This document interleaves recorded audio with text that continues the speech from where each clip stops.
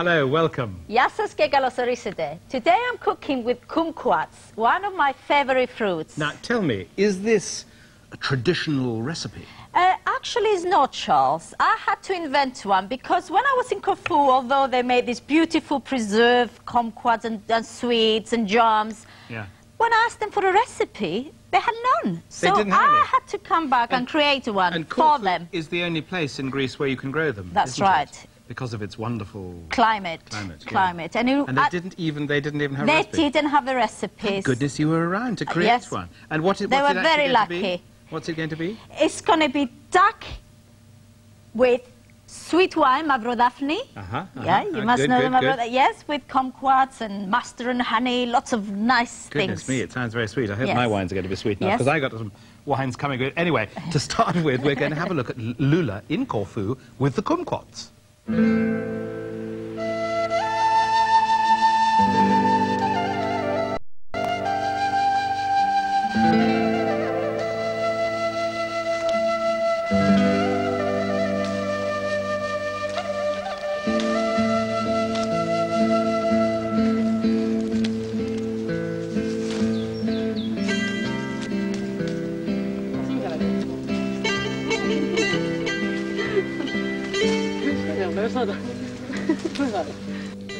Okay, Lula, this is our kumquat grown, and this place is the only place in Greece and the whole Europe you can find those trees.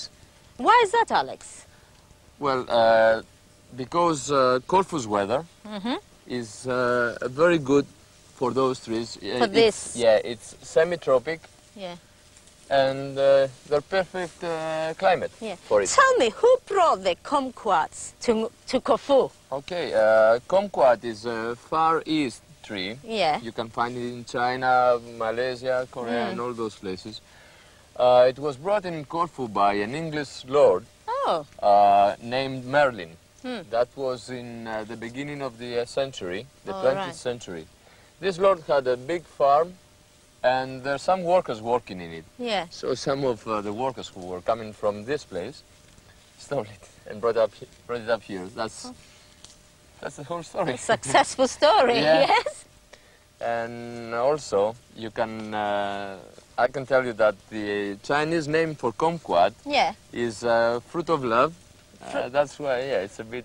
Fruit of love. I better eat a few more actually, because I need a bit of that.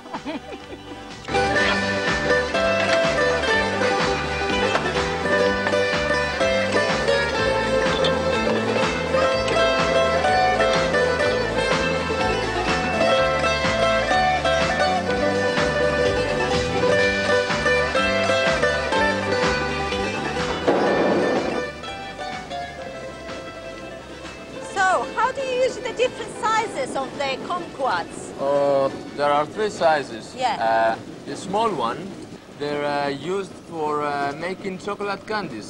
And this size is for jam making. This is a medium size. A medium size, and also for some liquor. For liqueurs. For liqueurs, so you use the small size for jams and liqueurs. Yeah, we make the beans in this one. And the A, the number one? The number one is the best quality, and it's been used for the sweets making. Ah, the glyca. Yeah, the syrup. Oh, lovely.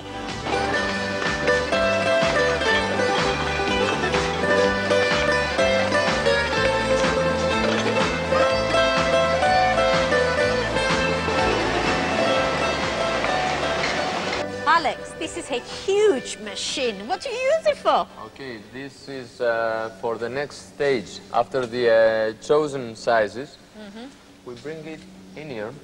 The fruit? Yeah, the fresh fruit. Goes in there? Yeah. Yeah. Goes in there, and from the tank, the syrup tank, by pumps, they all come together here. Syrup, sugar, and the fresh fruit. And they finish... Do you cook them in there? No, we just boil them. You boil them, thank you. We boil them. For how long do you boil them for? For about a week. And then what? You put them in... Yeah. In these jars? In these jars and in individual... Or you can wrap them in these individual papers for gifts, yes?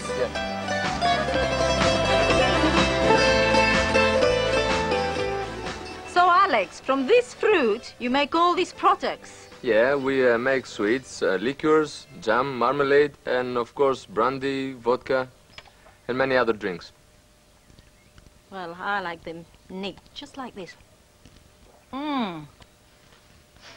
It's amazing the different things they do with those kumquats. Which did you like best? Well, I like the ones that they were wrapped up in little paper. They look like toffees. Actually, they gave me a little box, and they're delicious. Yes, they're like liga, you know, the preserved sweets. Yes. They're really, really nice. I'll leave you to get on with your duck with kumquat sauce. Okay, Charles, we'll see you later. Great. All right, and I hope you're watching. I shall. Okay, first of all, I'm going to show you how to fry the duck. All right, we need 2 breasts of ducks or fillet of ducks, about 7 to 8 ounces each.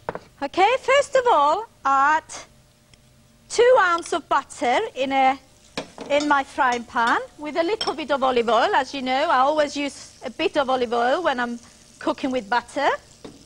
And while that's melting, I'm going to sizzle the duck.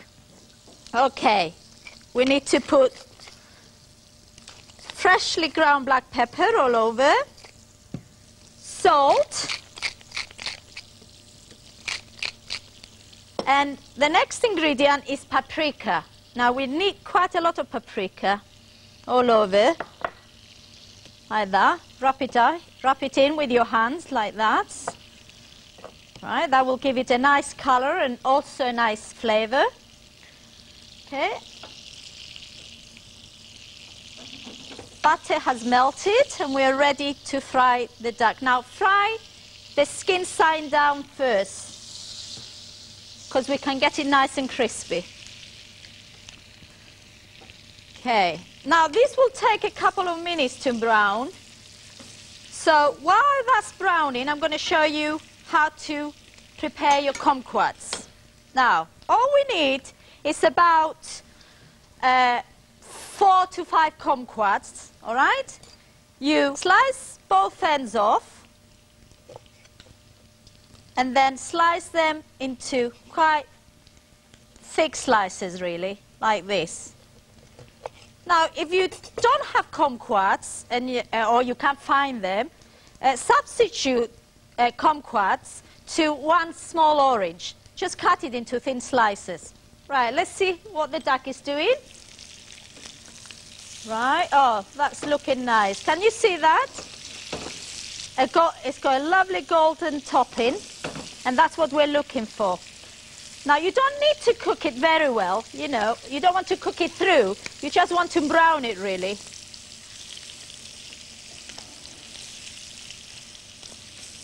Okay, I think that's, yeah, I think we're ready now. Oh, it's ready now. All I have to do now is place it in a small dish. An earthenware dish does a good job. Right, now we've got a lot of butter here, so we don't need it because it's going to make our dish very greasy. So I've got to remove some of this. Just leave a little bit of butter. And now I've got about 7 to 8 fluid ounces of red wine. Now, this cup will, can you hear it sizzling? Now, this could be port. It doesn't have to be red wine. You can use port or sherry. You know, it's up to you. All right, now I need to put 2 teaspoons of mustard. Again, the mustard, it doesn't matter. It could be French or English. It doesn't matter. Mix it all together, like that. And then we add 1 large tablespoon of honey. That will give it a lovely, lovely sweet taste. The sour taste from the kumquats and the sweet taste of honey go really, really well together. Right. Bring it to boil and then add 2 ounces of ground walnuts. Again, if you don't like walnuts, use almonds. It doesn't matter. Right. I've got to taste it and see what it tastes like. It doesn't need any more salt or pepper. You need to let it boil just for a couple of minutes, as it's doing now. And then you pour it on top of your duck. Right. Look at the beautiful color. Now we're going to add some of the sliced kumquats on top of the duck and all over the casserole dish. Right. That's it. And it's ready, as simple as this. Now we need to put it in the oven, a preheated oven at 200, gas mark 5. Oh, you are a gentleman. Madam. Always here at the right time. Now, tell me, how long is that going to take to cook? About 30 minutes. 30 Uncover, yeah, at 200, gas mark 5. Yes, you have to, I'm afraid, child. You have to wait for most good things in life. Oh, yes. Yes, you're right. Absolutely. Now, I'll tell you what I've been looking forward to doing, and that is tasting one of these little fellas. Now, you've just blanched these, haven't you? No. You've done nothing to them at all. You don't need to blanch them. Dare I pop one in whole? Yes, why don't you eat? Let me just take the end off. Great. And just try one. Just like that? Yeah, just like that. Trust me, you'll love it. It is amazing how sweet that skin is. You see? It's lovely. I love it. The juice, I have to say, is pretty acid. But the skin is delicious. Yeah. But that is really weird, because I'm so used to citrus fruit having that really bitter white pith underneath and tasting really horrid. You know, you can take off the zest. Actually, we're going to use the zest and the juice to make a lovely salad to go with our kumquat, duck with kumquat sauce. Right. Well, this is absolutely fascinating. I mean, this is really, really good. Anyway, it's time for a break now. We'll be back in a couple of minutes with food, wine, and kumquats. Don't go away. See you then.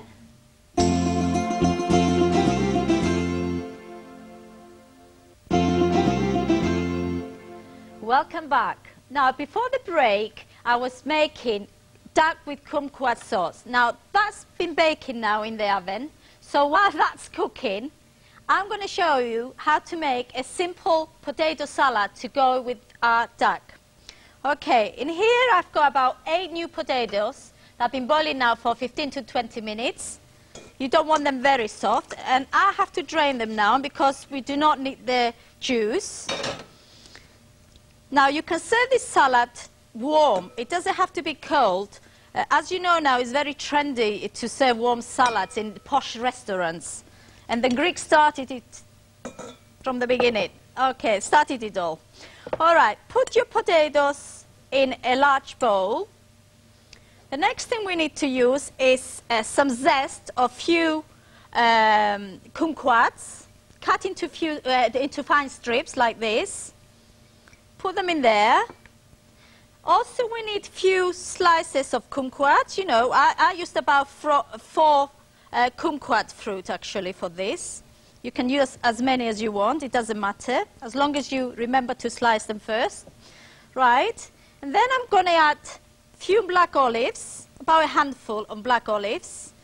A bit of black pepper. I'm not going to use salt in here because the olives are quite salty, so you don't need any more salt in there.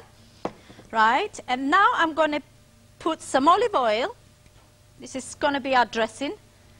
Few tablespoons of olive oil, or if you're like me and you like olive oil, add a bit extra. And in here I've got some juice of kumquats. It was hard to squeeze the juice of those small kumquats, but it's worth all the effort. Right, we'll put a bit of that, mix it, toss it like that. I'm going to just get a teaspoon to test the sauce. Okay? Always taste your food. A little bit more pepper.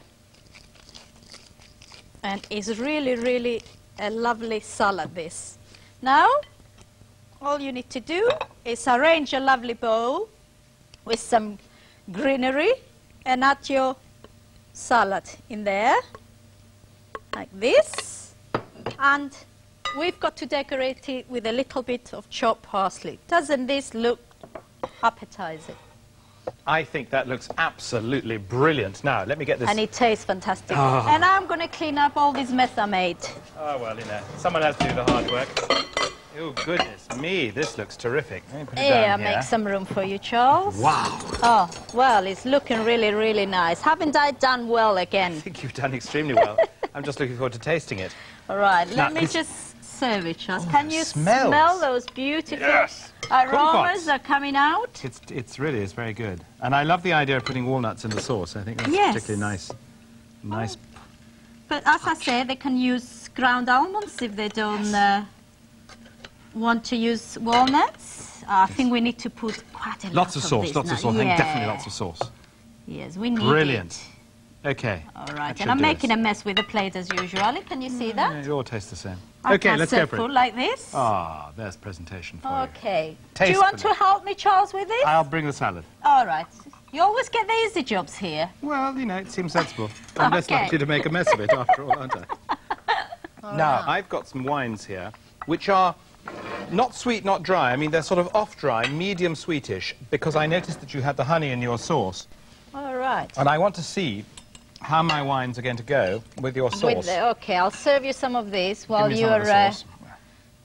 Okay, come on, come on. And Brilliant. you can help Thank you yourself very to some much. salad. Now, here is some wine. Now, the first one, as is traditional, is Greek. It's Greek. Okay? Yes. So it comes from an amazing estate called Domaine Caras, which is on the Halkidiki Peninsula.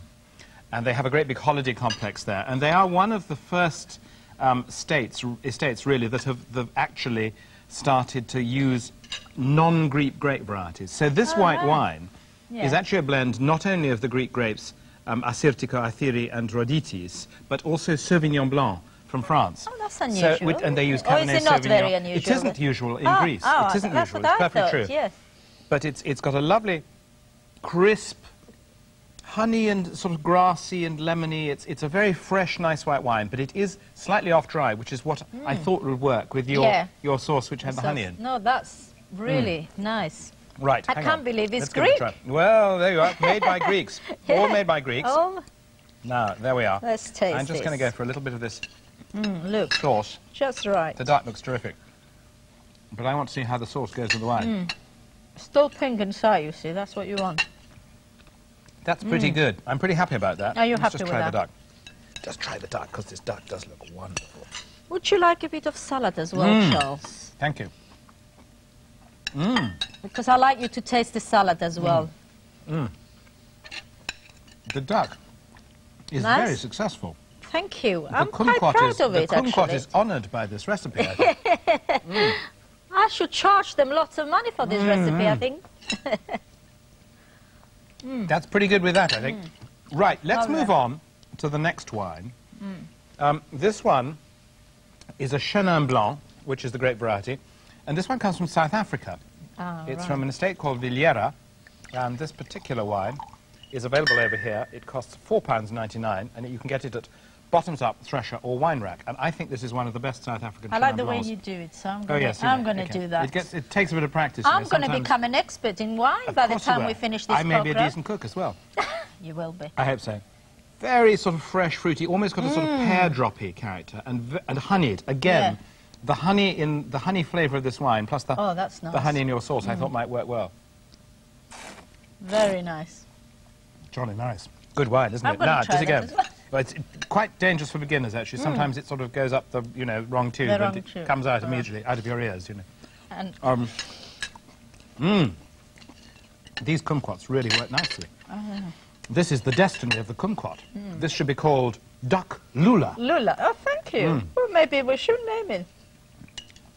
Now, I think, no, it's interesting. The Greek wine we started with was just a little bit sweeter. This, although it's very fruity, it's not quite as sweet. And I find that the sauce, which has got this lovely honey and the delicious kumquat, Yeah, compliments the... it slightly overpowers the wine because Yeah. it doesn't have that sweetness. Yes. What do you think? Well, I like all wines, so, but I must admit, I like the Greek wine Greek very wine, much. Greek wine, I think, is on top at the moment. Yeah. Okay. Up to now, the Greek wine with, Now- with this... I'm going for Duck. another Chenin Blanc, but this one is from France. It comes from the Loire Valley, and it comes from Vouvray. How You can much buy it does at that Sainsbury's. cost? It costs £4.45. Oh, it's not bad. Sainsbury, La Couronne des Plantagenets, Vouvray. Very, very honeyed kind of smell. Lovely bouquet. I think this is really sort good. of sweet towards Quite sweet, isn't but it? you see, it's a Yeah. sweetish sauce. Yeah. You get one of those little kumquats on your fork, and I suspect I will do. I'm going to try it. You may find that this is... I'm banking on this being the winner. Actually, it's delicious. You're right. Yeah. I think that works. Doesn't that work well? Yeah, very well. But I think this is a terrific recipe. Now, let me try this potato So salad. you'd be tempted to make this recipe, Charles? Yeah, because I believe you like cooking at home, yeah? Not tempted. I love cooking. Yeah. Not tempted at all. I mean, I'm definitely going to do this. This is a really successful recipe. I suppose And it starting looks so off, nice it as looks well. terrific. The colours are right. Yeah. Starting off from the sort of d'accord orange idea. Yeah. But you've embroidered it with things like the walnuts. The walnuts, I made it more Greek, you see. I had to give it a Greek flavour. It's a terrific addition. Yeah. And I think that the salad has worked out very well because you get those nice, you get the black olives, and that's a lovely the sort of... softness of the potatoes. Yes, potatoes and the kumquats, which make a very unusual addition to a salad. So not only does it look good, but the flavours are really terrific. I haven't actually tried tasting olive as well, but I love olives anyway. Yes. And as you said before, they're salty, so you They're don't salty, need any you more. don't need salt, And the sweetness of the kumquat juice and the saltiness of the olives makes a really... they complement each other. Absolutely, terrific Just compliment. like me and you, Charles. Completely. Now, well, what we've got to do now, of course, folks, is get you to grab a pencil and paper, because coming up right now, you'll find the details of Lula's recipes and of my wines.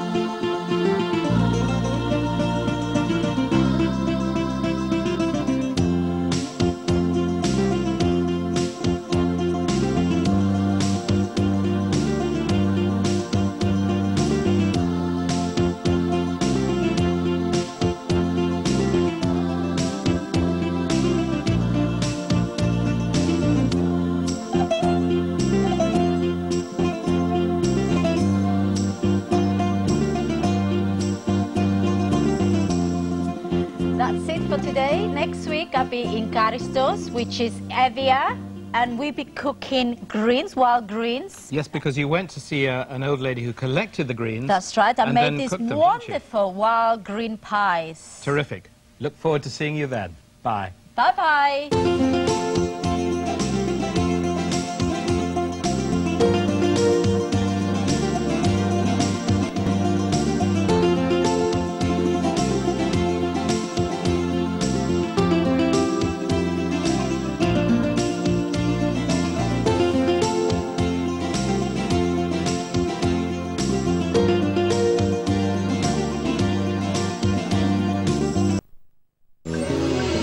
Granada Good Life. Food and wine.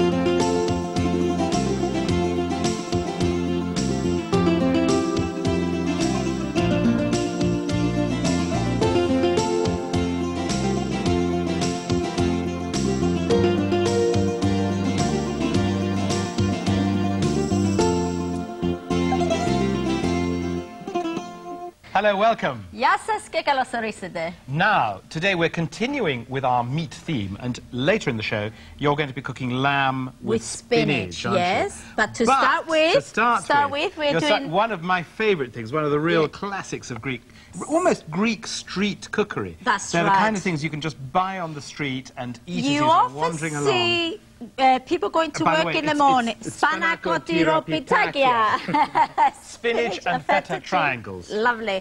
You often see people going to work in the morning buying some of this pastry. It could be cheese pastry, so it could be spinach pastry, and eating them going to work, late at work, you know. And, but you can eat them anytime, any time of the day, actually.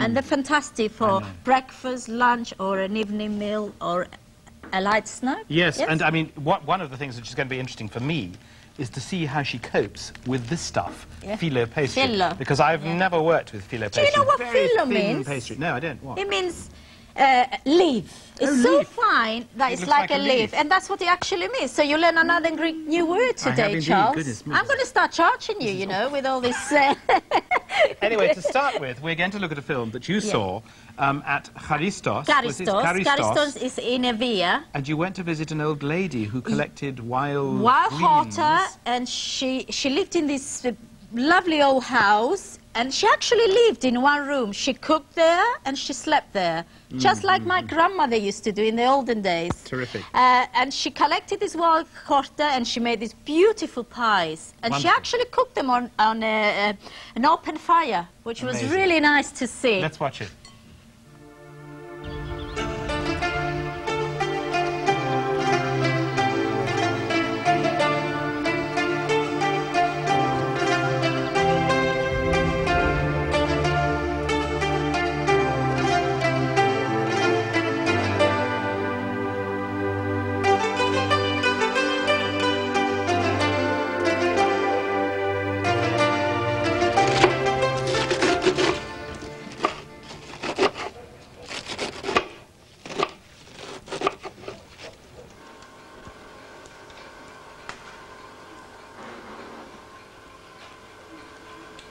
Well, I haven't seen this pie made this way before. Usually, they make this pie differently. They don't roll it in this way. It's really unusual. And also, she didn't use any cheese at all with her wild greens. She just used salt, pepper, and a little bit of cinnamon and lots of olive oil.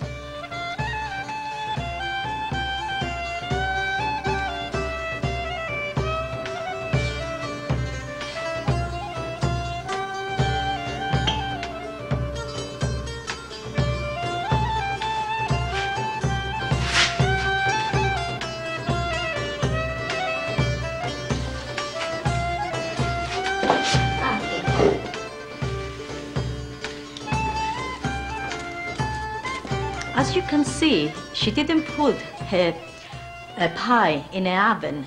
She's actually cooking it on an open fire. Again, I haven't seen this before. It's fantastic.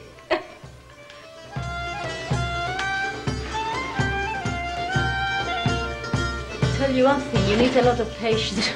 A lot of patience to do this pie. She's turning the pies now, and they look nice and golden.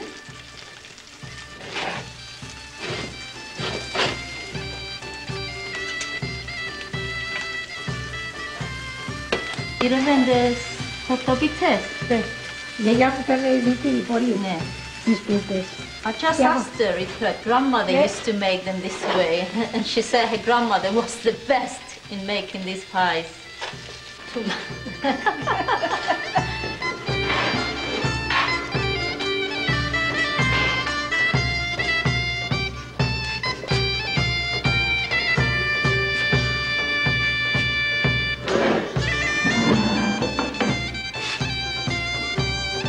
Το κόβετε τώρα? Ναι, το κόβετε. She's cutting the pies into little pieces now, but personally I like a big piece.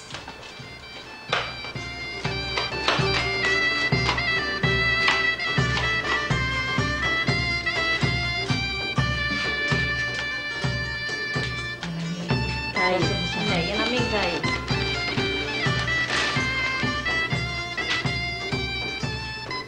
Oh, look at this. Oh, wow. Πολύ ωραία. Πολύ ωραία. Ευχαριστώ. Να με σερβίρετε. Θα σε σερβίρω, ναι. Ευχαριστώ. Εντάξει. Ευχαριστώ. Εντάξει, 2 κομμάτια αρκετά είναι. Πάρω και το μαχαιράκι τώρα. Ευχαριστώ. Εσείς θα καθίσετε και εσείς να φάτε? Όχι, εγώ γιατί εγώ δουλειά τώρα να κάνω τις τυρόπιτες. Θα κάνεις τις τυρόπιτες. She's gonna make some cheese pies now, so I'll attack with this one. Wow, she's good. Oh, it smells gorgeous.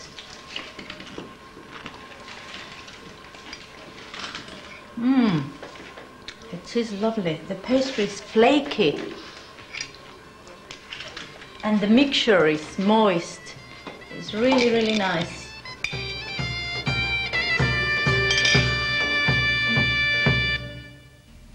That was amazing. She just lives in that one room? That's right. Her bed was ready made for her for the evening. When she finished cooking, she'll be going and resting there. Yes, that's how they used to live in the olden days. Yeah. And a lot of people still live this way. Yes, you know. yes. And those pies were fantastic. The best I ever had. Talking about pies, I see Solus has started doing a bit of frying of yours. That's right. I'm going to go away, leave you with him, and I'll come back with some All right. wines later. See you later.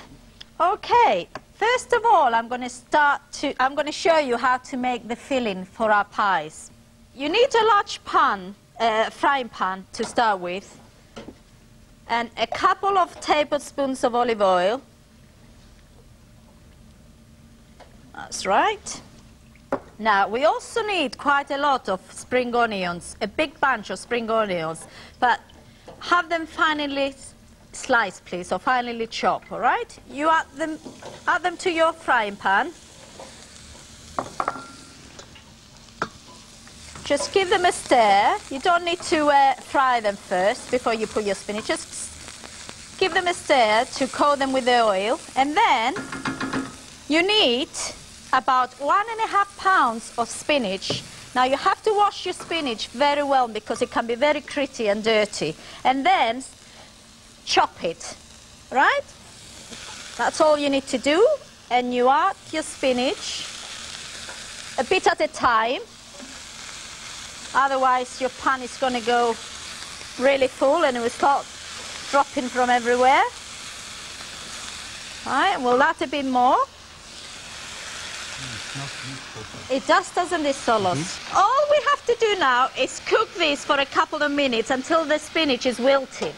Now, once the spinach is wilted, you need to put it in one of these sieves. You need to drain the excess liquid, if you can see, and then squeeze it a little bit, push it with the back of a spoon to take all the liquid out, because we don't need any liquid. The spinach will get all soggy and horrible. Right. Okay. Put the spinach in a large bowl, and we need to put the rest of the ingredients now. In here we've got 1/2 pound, 8 ounces of feta cheese. All you need to do with feta is just to crumble it with your hands. Right? Solus, can I give you that? Yes. The next ingredient is mizithra. Now, we've got about 8 ounces of mizithra, the same amount. Now, if you can't get mizithra, use ricotta cheese. It's just as good. And I like the two different types of cheese here. You've got a salty cheese and a sweet cheese. And I think that both cheeses go really nicely together. Now, in Greece, they tend to use just feta, but I prefer, as I say, using two cheese. Right, the next ingredient is 2 eggs, some fresh mint. You need about 2 tablespoons of fresh mint. The same amount of dill, finely chopped, and of course parsley. Again, the same amount. Again, I'm going to use a little bit of nutmeg to give it a little bit of kick, of a kick. And I'm also going to use freshly ground black pepper. All right, mix them all together. I'm going to taste it before I put salt, because feta cheese can be salty. We need to put a little bit of salt, just a touch. So don't put the salt beforehand. Right, our mixture is ready. Now, the best thing is to let the mixture rest for half an hour if you can in the fridge. But we don't have time to do it here, so we're going to go to our recipe. Now, remove your filo pastry out of the packet, and before you open it out, you have to cut it. Cut it in the middle, and then cut it again in half. So you've got 4 halves like this. Now, another thing that you have to, is very important, is to cover your pastry, otherwise it goes very dry, and it sort of crumbles away. It becomes like paper. Okay. I'm going to show you how to make these triangles now. Take 1 strip of pastry. I have to do it this way. Brush it with melted butter. You need to brush it with butter, otherwise it'll be too dry. And take just 1 teaspoon of the mixture, put it in the end of your filo, and start folding it from left to right. It's like folding a flag, actually. Keep doing that until all the pastry is done, as easy as that. Now, if you're going to bake this, you need to brush them with more butter and put them in a tray and bake them for only 25 minutes. If you're going to fry them, you don't do that. How are you doing, Solos? Fine. Now, fine. Great. These are lovely. Look good.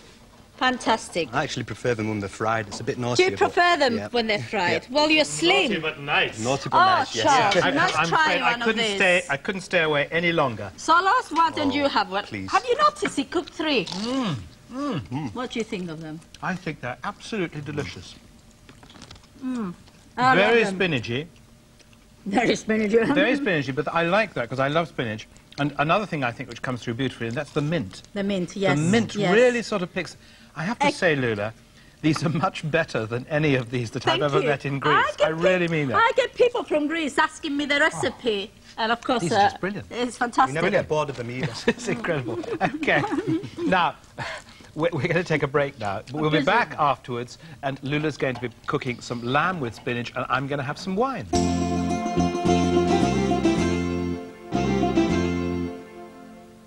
Yes, welcome back. Today I'm making arni me spanachi, which means lamb with spinach. All right, you need about 2 pounds of lamb. Now, it could be leg of lamb or shoulder of lamb, but without bone. You don't need any bones in them. All right, in here, I've been frying my lamb with not olive oil this time, but vegetable oil. Right, you need to fry your lamb until it's nice and brown. Then you add 1 large onion, finely chopped. Mix it together, because you want to fry the onion as well. And after the onion has been frying for a few minutes, and it's nice and golden, you add 2 cloves of garlic, finely chopped. If you don't want garlic, don't put garlic. It's not necessary. But as you know, garlic is very good for you. Right. After that, you need to put 2 large tablespoons of tomato puree.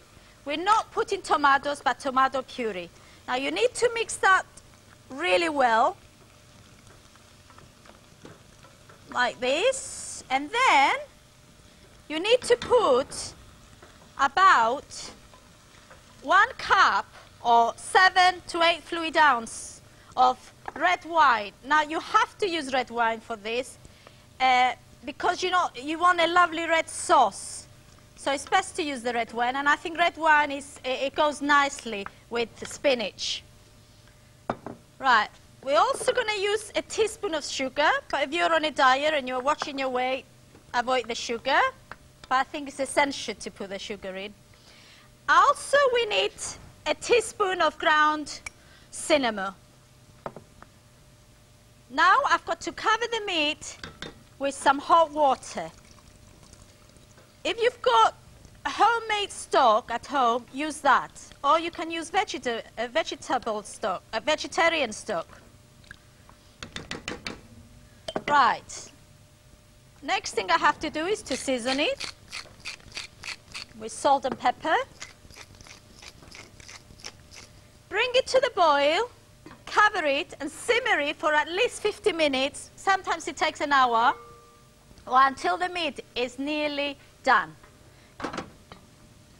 Now, we've got one that we've been cooking for 50 minutes. And now we're going to add our spinach. Now, Solos has been washing the spinach. Solos, Yes. can I have the spinach, please? Yep. Now, I've taken the stems off and I've given them a really good wash as well, great, so should lovely. be perfect. Thank you very much, you're son. welcome. All right. In here, we've got about 1.5 pounds of spinach. You add the spinach. I'm not going to add it all. Right. We need to season it again with salt and pepper. And we also need the juice of 1 lemon, which we put now on top of the spinach. Let's remove some of these pips. But I prefer to squeeze my lemons like this. Right. Mix it all in. If it looks a bit dry, add a little bit more water or stock. And mine is all right, I think, yes. Now, it only needs to cook for another 5 minutes and the meal is ready. Spinach cooks very, very fast. All right, all I need to put now is some parsley. Solos, have you chopped some parsley for me? Could I have it, freshly please? chopped parsley here. Lovely, you're doing a very good job. Thank you very much. We need to put a little bit of parsley. And our meal is ready. Oh, it looks beautiful and it smells wonderful. Could you bring some of those wonderful spinach and feta triangles? Sure, no problem. Thank you. Take a smell on that. Ooh, that smells wonderful. Very, very good. Very Here we go. spinachy. It looks nice. Hope these are to your liking. Ah, yes. Thank yes, you. yes. Did You're you welcome. try those, Solos? I did, You've yes. done a fantastic job. Thank you. All right. Now, one of those. I'm going to start off. I was actually thinking of these wines more in terms of the spinach and feta triangles. But since we've got this wonderful lamb dish, I think of the 3 wines that I've got, the one that will go best, that looks practically marvellous. The one that I've got, which will go best, I think, is the Italian white wine, which is a Soave Classico. Vigneto Colombara, which is the name of the vineyard. Nice name. And this one, it is Colombara. It sounds like a dove. Very doesn't it, Italian. really? Yes, yes. Waitrose, £4.95. Now, you think of Soave as being a sort of bog standard dry white, but actually, this one is Soave Classico, which it means it comes from the old heart of the Soave region, which they've expanded enormously, and they've got some rather flat, boring vineyards where they make pretty flat, boring wine. Right. This one is But good this is wine not from a the boring old wine. Soave vineyards, and it's got this lovely, rich, sort of creamy, honeyed character to it. Very crisp, really fruity. Now, Honey blossom taste, isn't honey it? blossom, Yeah. absolutely, honey blossom. Right, okay, let's try this Arni me Arni me Spenaka. Spanachi. Yes. Absolutely, this looks terrific. I must admit, your Greek is getting on very, very well. But What do you think of it that? had a long way to improve. Nice. I think this is delicious, and I love the way that the spinach goes with meat. Yeah, a lot of people don't think Yeah, of I'm pretty happy with that. spinach That's pretty good. with their meat. But now, I'm going to move away from the lamb for a moment, which I think is terrific. And I'm going back to these wonderful spinach and feta triangles. And we've to got accompany this, we've got Retsina. Retsina. What else? What else? What else? One of the really, you know, I say classic Greek wines, it's what everyone thinks of as Greek wine. Yeah. And to a certain extent, I feel that the Greek wine producers are trying to get away from the image of Retsina and make wines in a more acceptable international style. But actually, I have a great weakness for Retsina. I do as like well, a good and the Retsina. trouble is Greeks love Retsina. Every time they sit down to a meal, they always have Retsina on the table. That's right, that's right. Okay, so this is the Tsantali Retsina, and let's have a bite think- of that. It goes These are so good. really, really well. And this is, I mean, this is Meze, and that's wonderful wine Yeah, from Meze's. yeah, But it fantastic. goes particularly well with these spinach and feta triangles. Okay, last wine. Last wine is an Alsace wine. It's a Riesling. And again, I think it's going to be pretty good with both of these, actually. But particularly with the spinach and feta triangles. So it's a Riesling. It's what nationality is Gustav, that? Gustav Lorenz Alsace Riesling. So Alsace in northeastern France. All right. $6.95, a bit more expensive, this one. Comes from Sainsbury.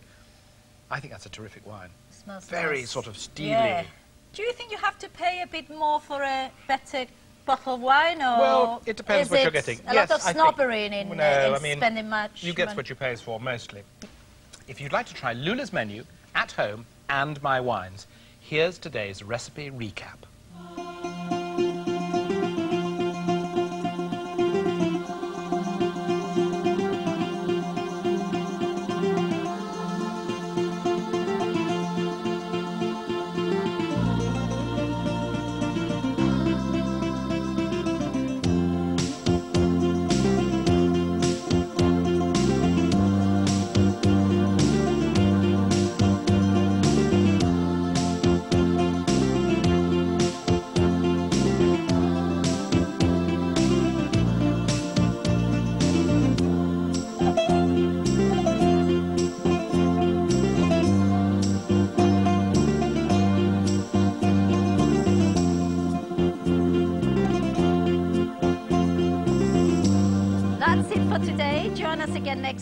when I'll be in Athens. Now, this time, you went to see a woman called Lydia Legakis, didn't you? That's Who's right. a big society person there. Yes, and what did she cook for you? Well, she made the most wonderful stuffed tomatoes I ever had, honestly. They were Really? vegetarian, but they were so tasty, honestly. They're fantastic.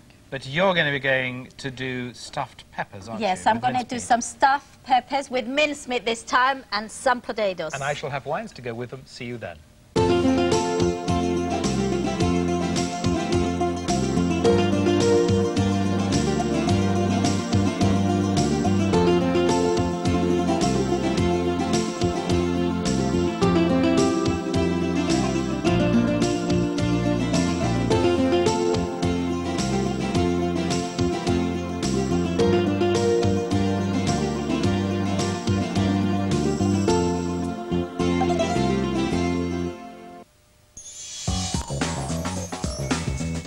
Granada Good Life. Food and wine.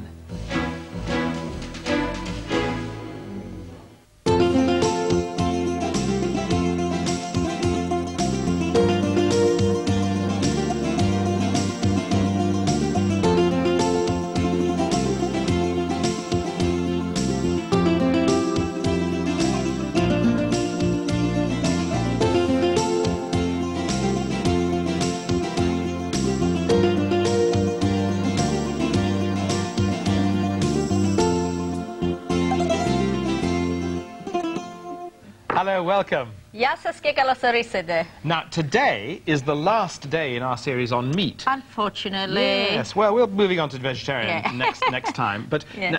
it's featuring particularly this extraordinary lady called Lydia Legakis. in Yeah, Athens, very isn't it? eccentric woman. And she made the most fabulous stuffed tomatoes. Yes. And of course, they were vegetarian. You know, they were Right, stuffed with rice, pine kernels, and lots of herbs. Yeah. But what I liked about the way she stuffed her tomatoes is the way she didn't just slice the top off. She cut it in a zigzag method. And apparently that way is the best. It keeps the tomatoes whole. They don't break. Right. Yeah. So I learned something on that day, so I'm quite happy. Good, good. Well, you today, on the other hand, are going to be doing minced beef stuffing, That's aren't right, you? yes. For these delicious-looking peppers Yes, here. these beautiful coloured peppers. And I shall be finding wines to go with it. Oh, that I hope sounds so, great. anyway. So anyway, let's have a look at Lydia Legakis Yeah. to start with.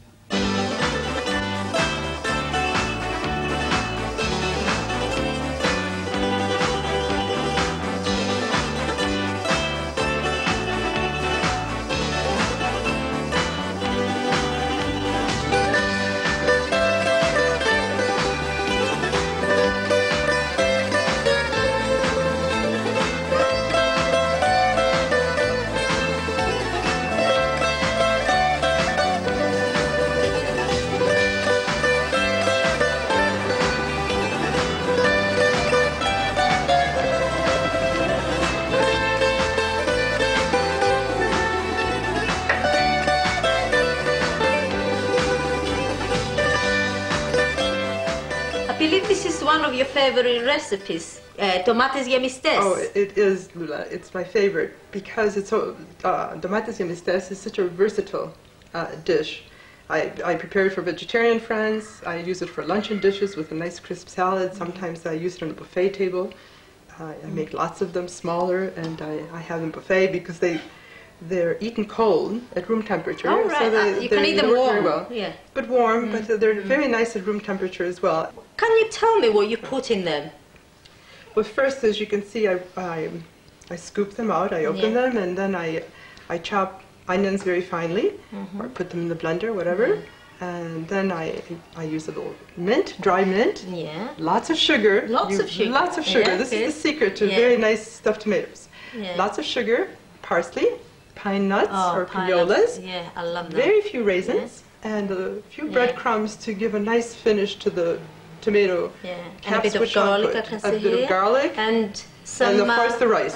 Short grain rice. Short grain How much rice. do you use, more or less?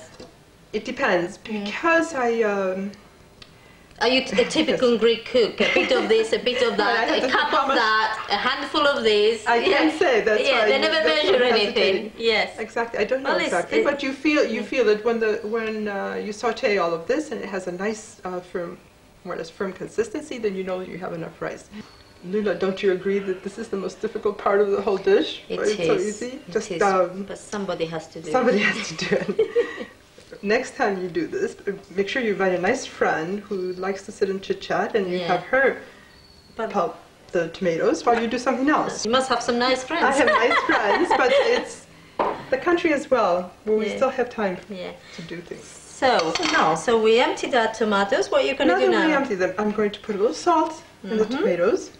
Lula, would you please salt the tomatoes and turn them for me? Certainly. And I'll begin sauteing the onions. I'll take my ingredients as well.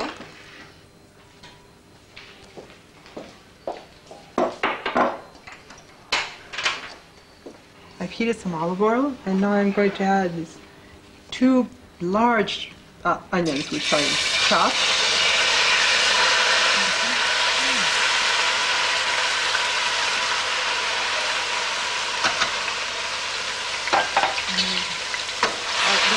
Be careful, because the onions don't burn. They should become translucent. It's very important. And then you add your garlic. And then I'll add the garlic. So the garlic doesn't get burned. Exactly. Yeah.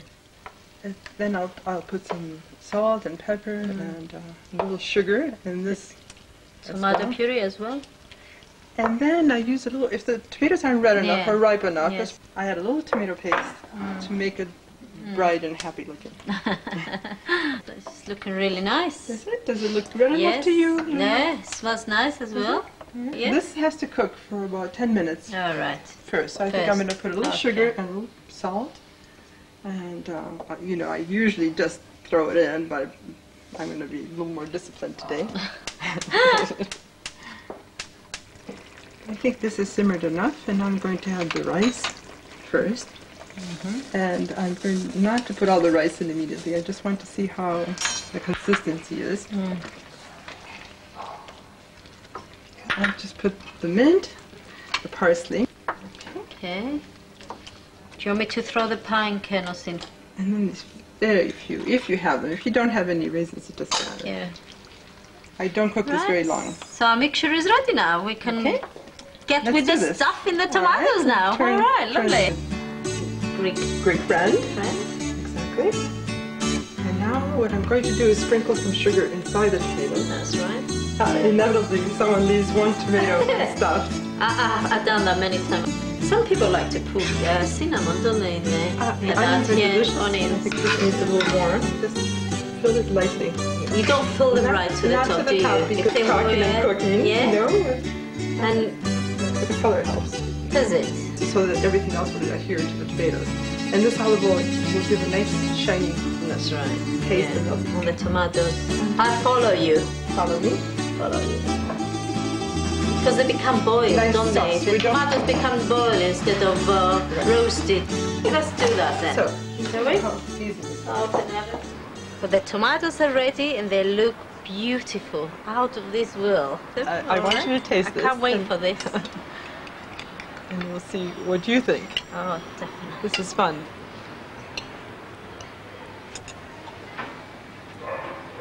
What do you think? They are delicious. Okay, now. Oh.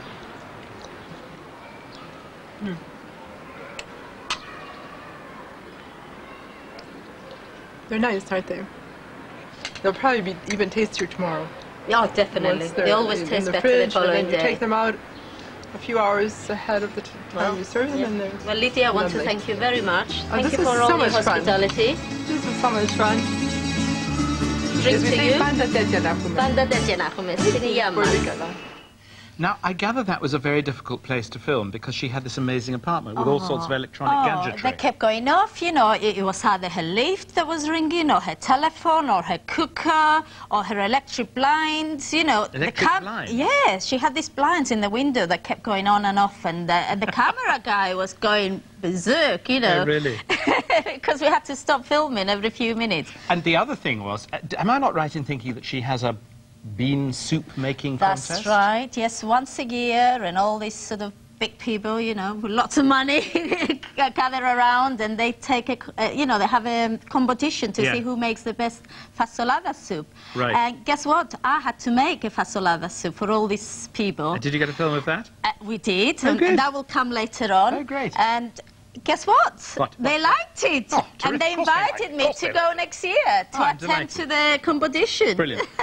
Lula, I better leave you to get on Okay. with your stuffed peppers now. I'll see you Okay, later. see you later. All right, first of all, I'm going to start with frying my onions and beef.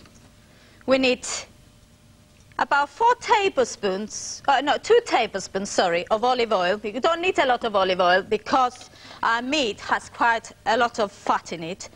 We add 1 onion, finely chopped, stir it for a few minutes, and then we add our mince because we want them to cook together.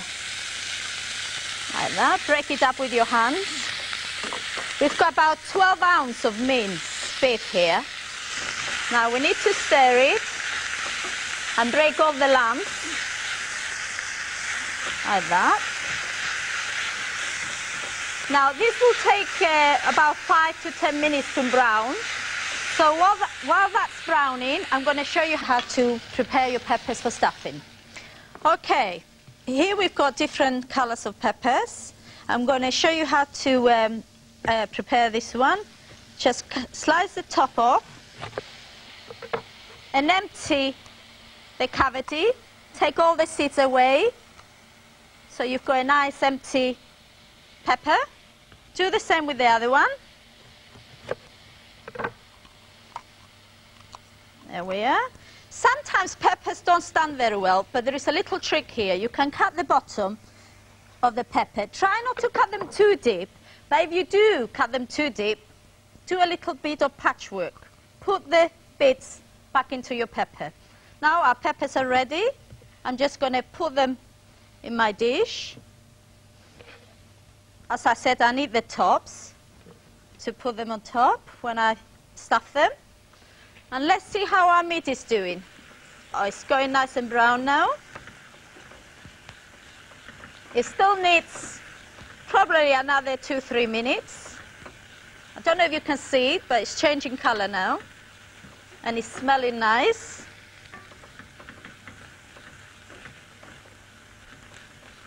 And after that it's been cooking, we're going to add the rest of the ingredients, which we'll do after the break.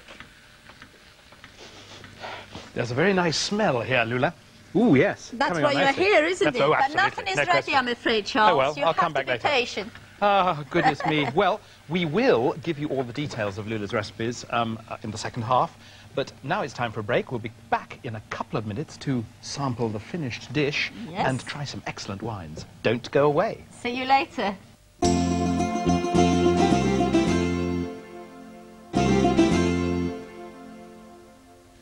Hello and welcome back. Before the break, I was showing you how to prepare the stuffing for our peppers. We're doing stuffed peppers today. Now, this has been frying. Our minced beef and onion have been frying now for about 10 minutes and it's nice and brown. Now, we need to add the rest of the ingredients. Now, we need 14 ounces of chopped tomatoes.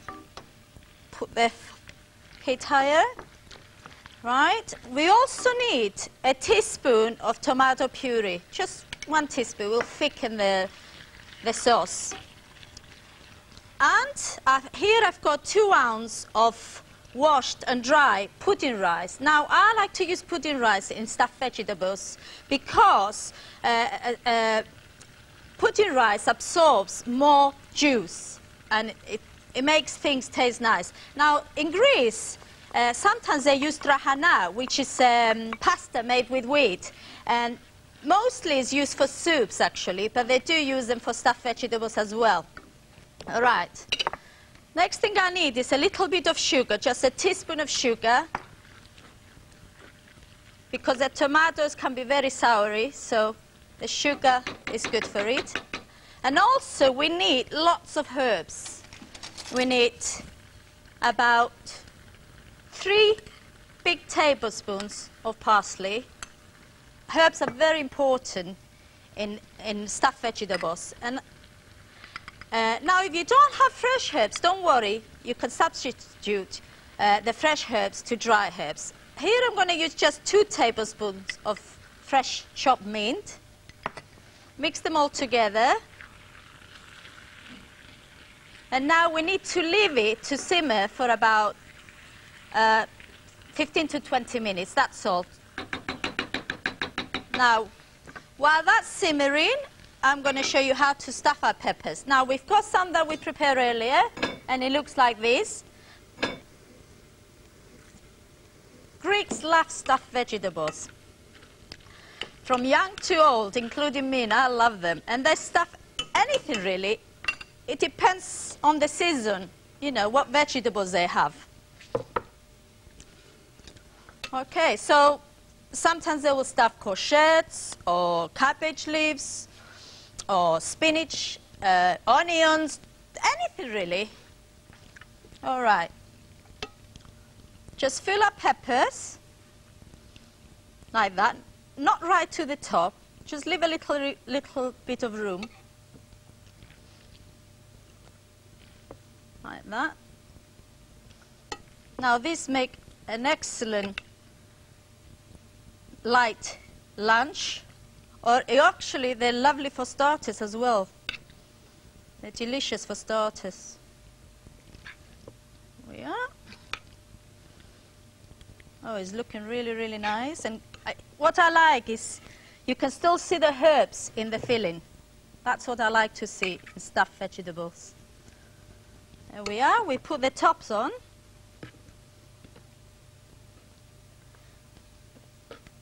And I'm also going to put some potatoes. Here I've got 3 potatoes, sliced into thick slices. It's just, they look like thick chips.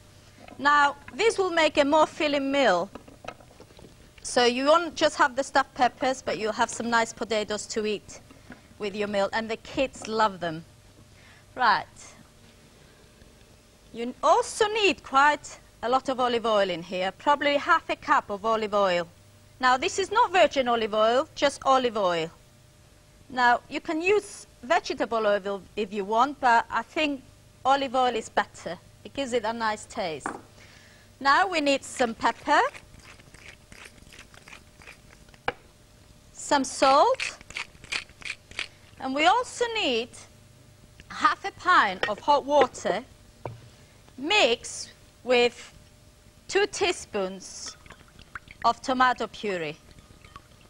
That will give it color, and also it will make it taste better. Right. Here we are. Got it. Just dilute this a little bit more. Okay, all we need to do now is to bake our peppers. They need to be baked at 200 degrees centigrade, gas mark 6, and then take about 1.5 hours. And put them in the middle shelf, not the top or the bottom, the middle shelf, okay? Just open the oven. Oh, and look at them. Don't they look nice? Let me close the oven. Now, that's what we're looking for. You want to have them, you want this sort of burnt look. You know, it gives it character. And you just want to eat them. Now, all I need to do now is to serve them.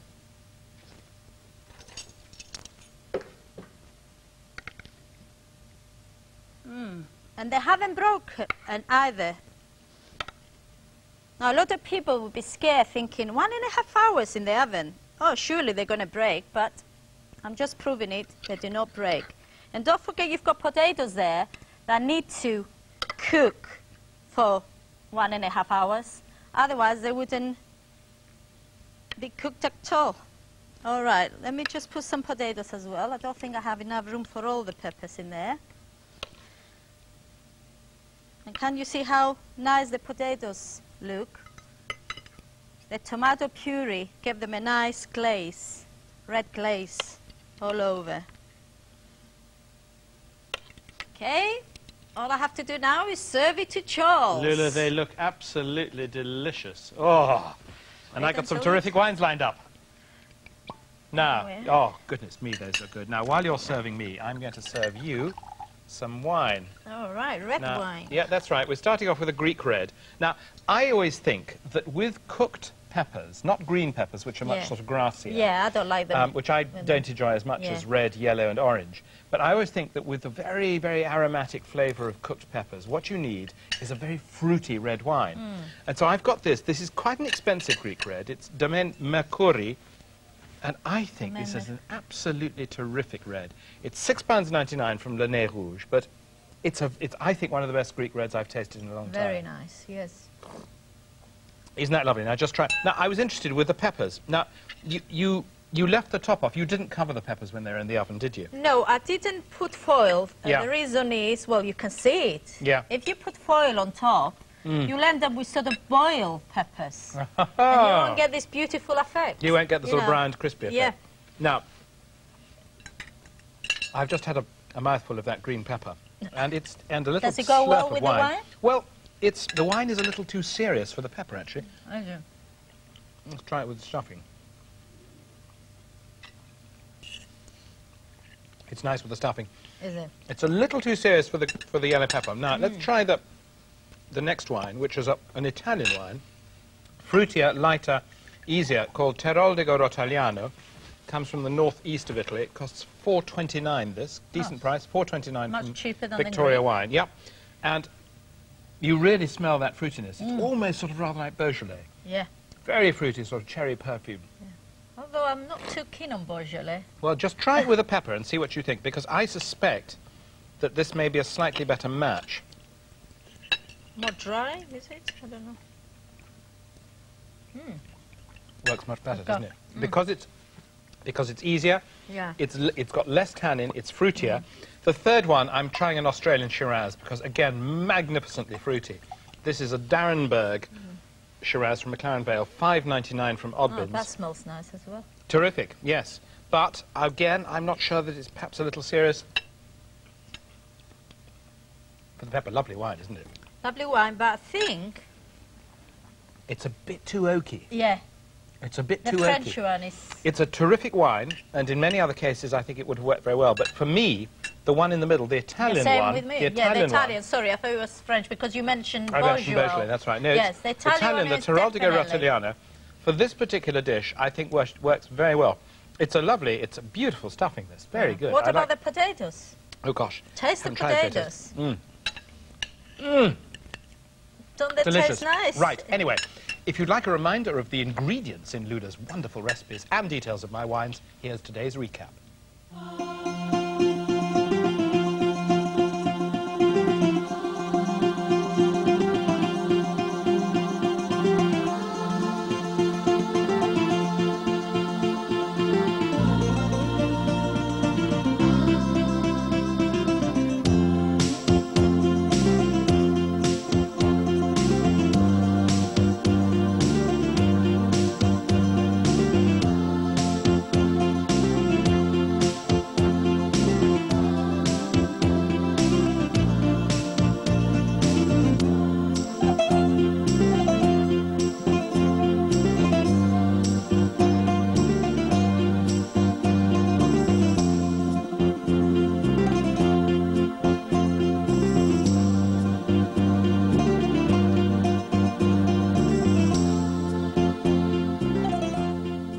Well, we've come to the end of our series on meat. Next time, we move on to the vegetarian recipes, and Lula's cooking with the Sisters of St. Friday Sagia in Corfu. Paraskevi, yes. They make beautiful roasted vegetables, which is called briam. Briam. Yes. Right, and you are going to be cooking moussaka without meat. That's right, vegetarian moussaka. Amazing.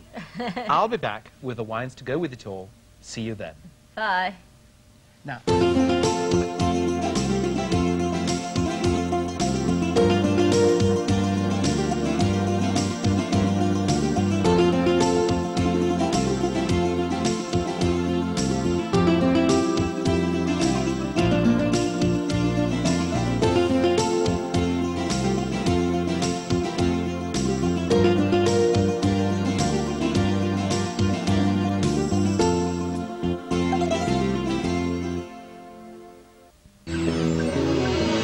Granada Good Life. Food and wine.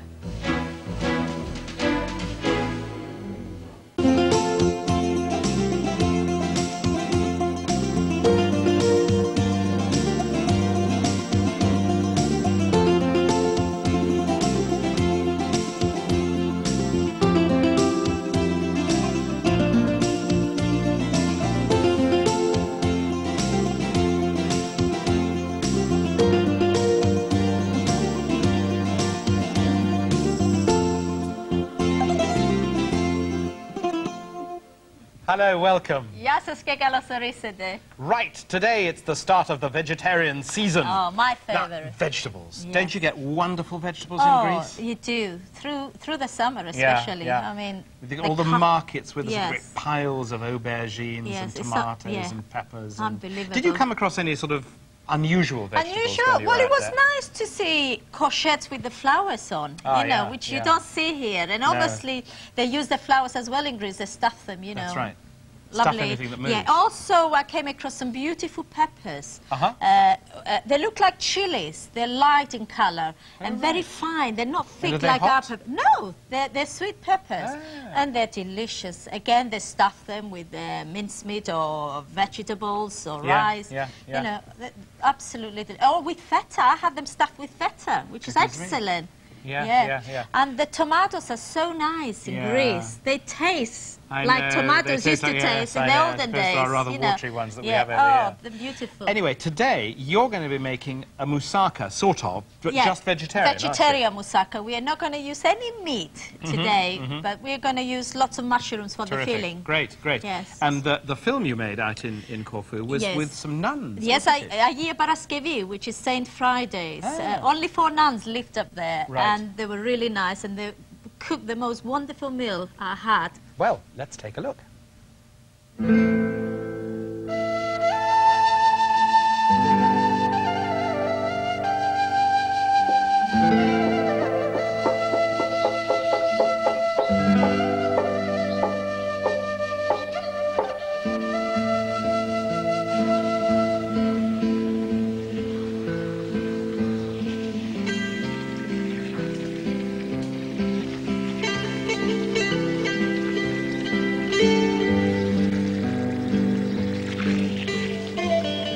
I am with the sister, and she's going to make briam, which is a vegetarian bake. Εντάξει, τι κάνουμε τώρα? Κόβουμε το κολοκυθάκι, το βάζουμε από κάτω. Yeah, so now she's slicing the courgette, which has to go on the bottom of the dish first. They make this especially in the summer, and they eat it once a week.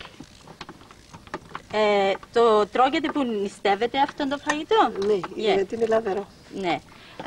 And they eat this when they're fasting, when they're not allowed to eat any meat. Εντάξει, τελειώσαμε με το κολοκυθάκι. Τώρα τι θα κάνουμε? Πατάτα. Got to peel some potatoes now.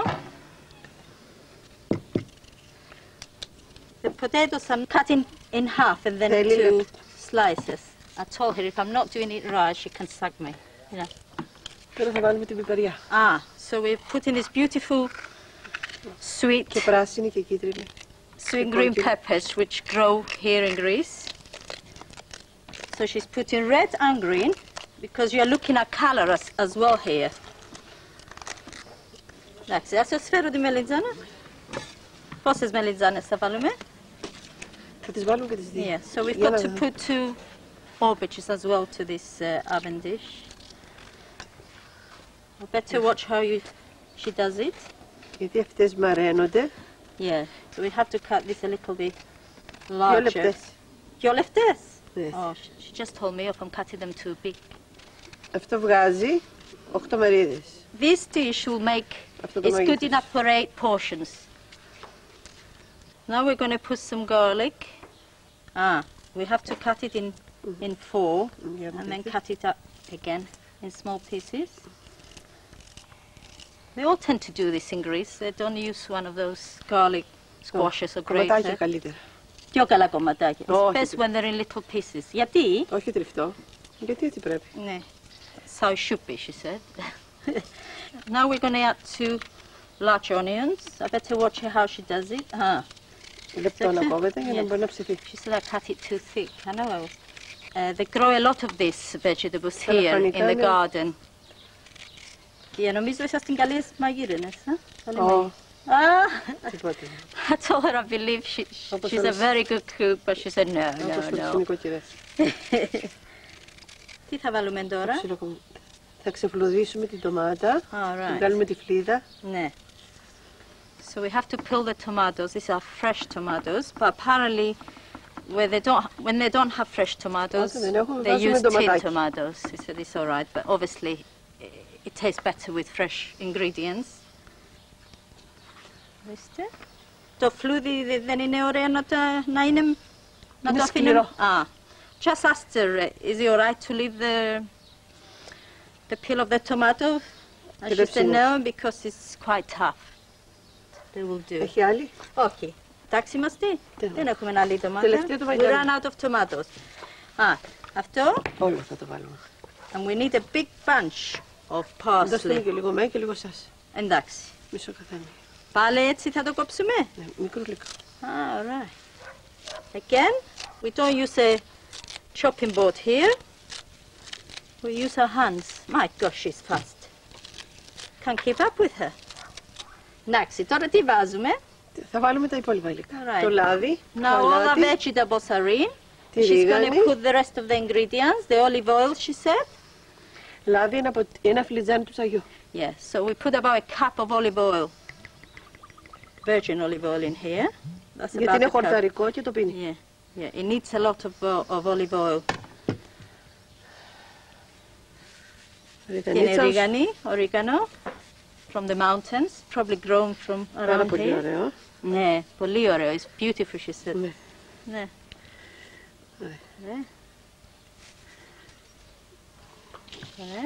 Και τώρα λατάκι. And a bit of salt now.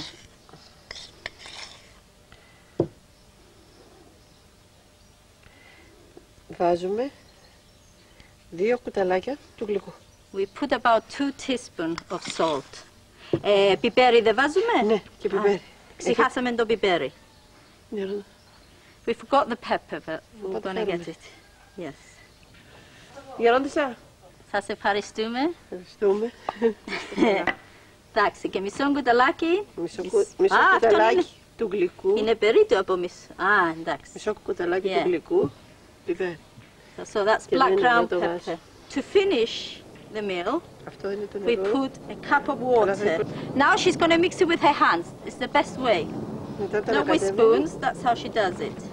So all the salt and the pepper and the oregano, yeah, they're all mixed together. Cooks it on 250 degrees for about 1.5 hours. Το γυρίζουμε που μαγειρεύεται. Ναι, μετά από 1 ώρα το γυρίζουμε. After an hour it's been baking, she mixes it. I don't think she uses her hands though, she uses spoon. Κουτάλι χρησιμοποιάτε μετά. Κουτάλι. Όχι το χέρι. She said of course not, I'll get burned. Το σταυρώνουμε για να γίνει πιο νόστιμο. Ωραία. Every time she finishes anything, she has to cross it, and she said the secret is it always tastes better. So we're going to see if it is true. Πάμε να το ψήσουμε. Εντάξει.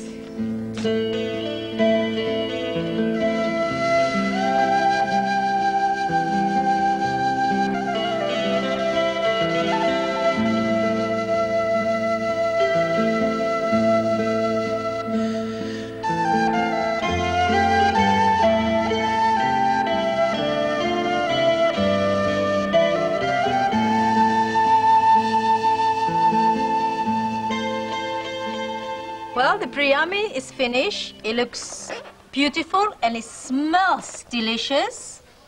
Sadly, the sisters cannot join me because it's the wrong time of the day for them to eat, but I can't wait to eat some. Μπορώ να έχω λίγο? Λίγο. Εντάξει. Σας ευχαριστώ. Καλή σας όρεξη. Καλή σας όρεξη. Σας ευχαριστώ. They just told me, bon appetit.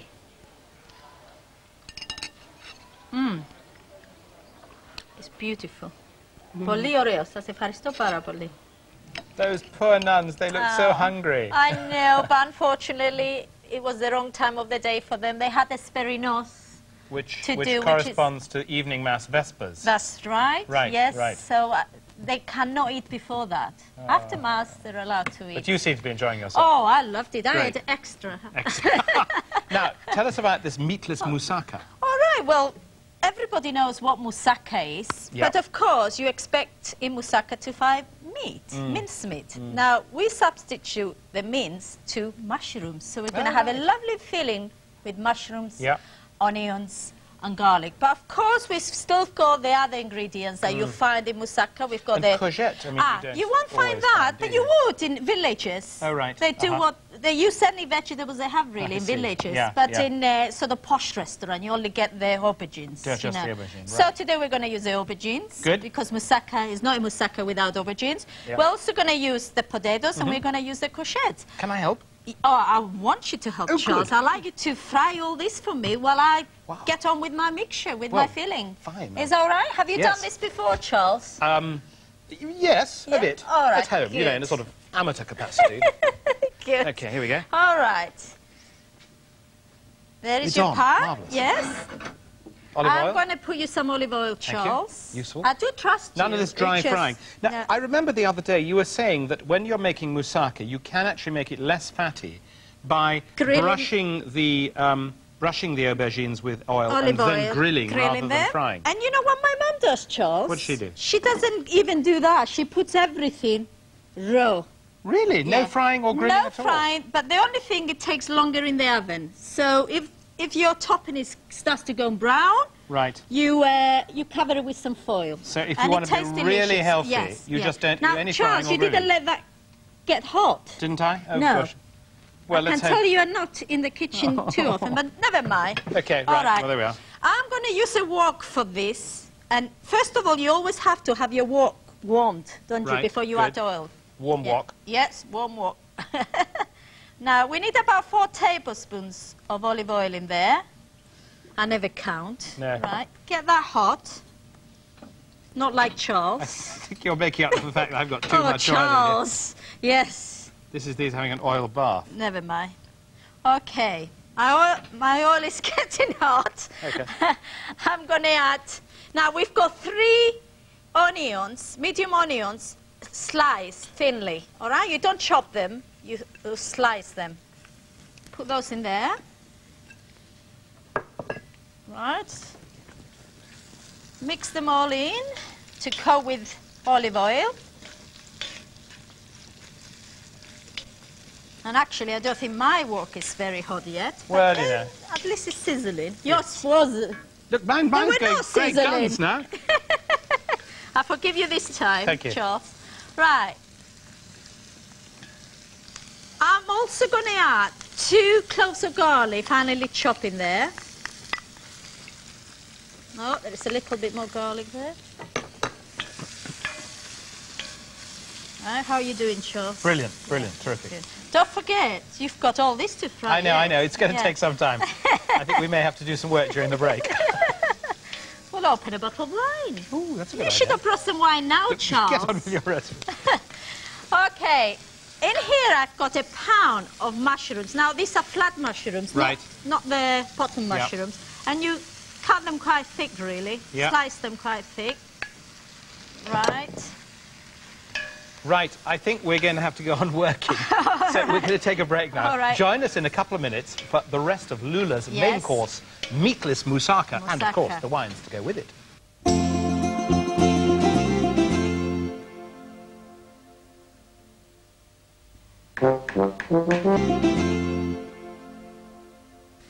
Yassas, and welcome back.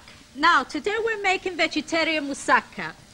Charles is busy frying all the vegetables for me. Brilliant, yes. You've been brilliant, thank you. Thank you. And I started frying my filling for the vegetarian moussaka.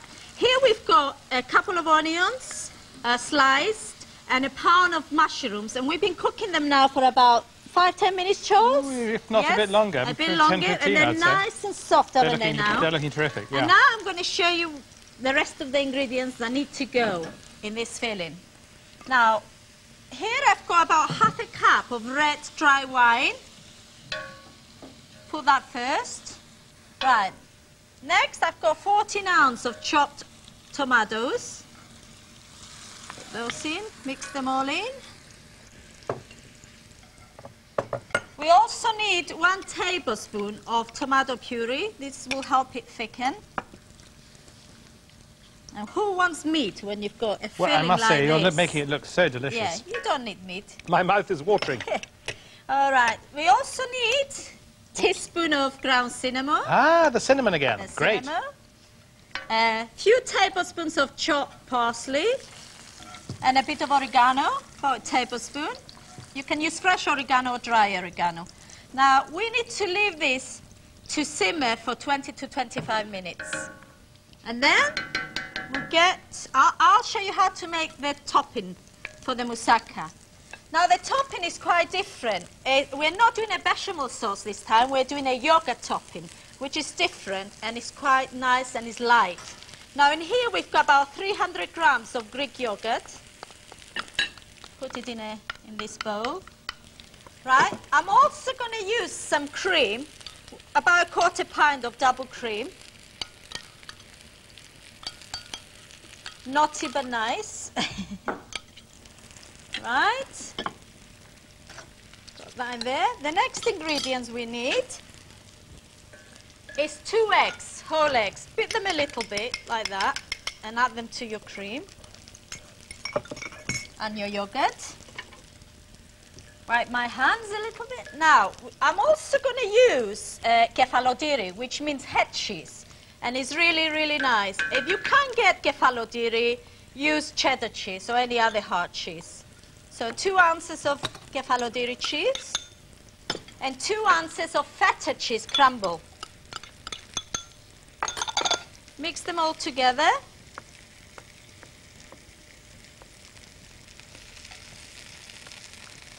And I've got to season it as well with a little bit of salt and a little bit of...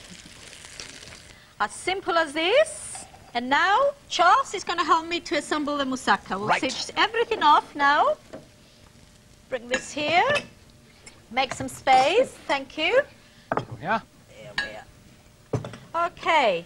Now, we already started assembling the moussaka. We've got a layer of potatoes on the bottom, a layer of courgettes, few aubergines. We need to season it, of course. Yeah.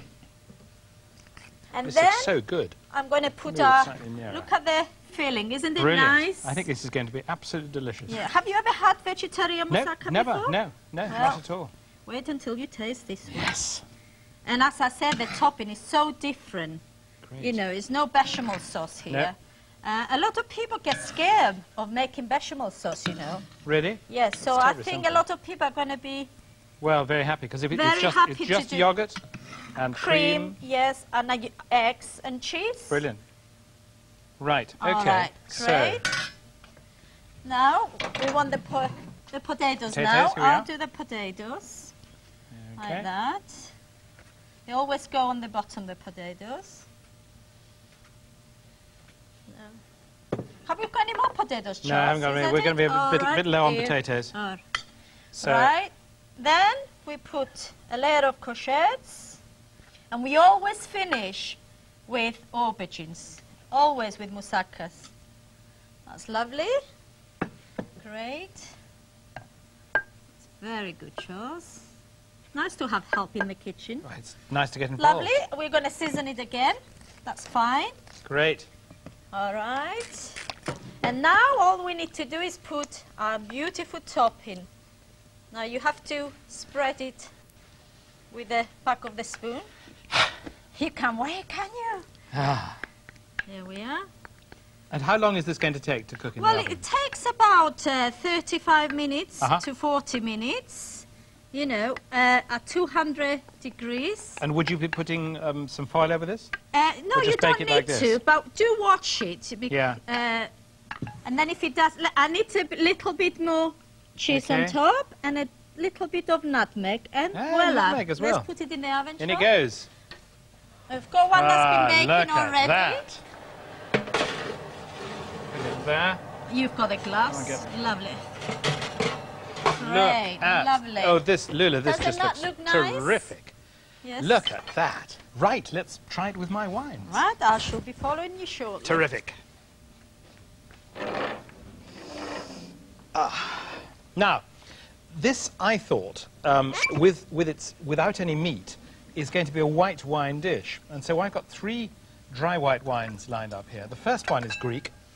It's a Tsantali wine from the Halkidiki Peninsula. Oh, right, I've been there. Yeah, I'm sure you have. $3.99 to $4.19. You get it. It's a wine you find in independent wine merchants, James Fair in Bangor in Gwynedd, and also where else? Amarthus Wines in London. Very crisp, dry. Nice wine, nice wine. But how does it go with this? This looks Soon absolutely. find out. That's very good with those mushrooms. Is it nice? Lovely. What about the sauce? Sauce is delicious. Actually, that wine goes jolly well. I'm happy about that. Anyway, second one, we're going to France. This is a Roussanne, and it comes this one from St. Michael, or rather nice Marks and Spencer. perfume, It's that. $3.99 Marks and Spencer. South of France, lovely sort of sprightly southern French white. See what it is. Good. Slightly fruitier than the Greek. Slightly fruitier. What do you think? Very nice. They're both nice. Well, I think the Greek's The slightly Greek on top. up to now, I think the yes? Greek up till You know, now I'm is... getting good at this. Yeah, well, you know, practice makes perfect. And we're finishing up with an Italian Soave. This is a Soave sold by Victoria Wine, £3.69. Very reasonably priced. It's fruity, but sort of fairly neutral. Again, I think this is the kind of thing we need with this dish. Nice. The topping with the yogurt and honey really, yogurt and eggs works really well. And cream. Well, that's pretty good. Very good. I'm torn on this between the Greek white and the Italian white, but I think they're both good, and this is terrific. Yeah. Let's go Greek. Okay, we'll go Greek. Okay, anyway, if you'd like to try Lula's Moussaka and my wines, here's today's recipe recap.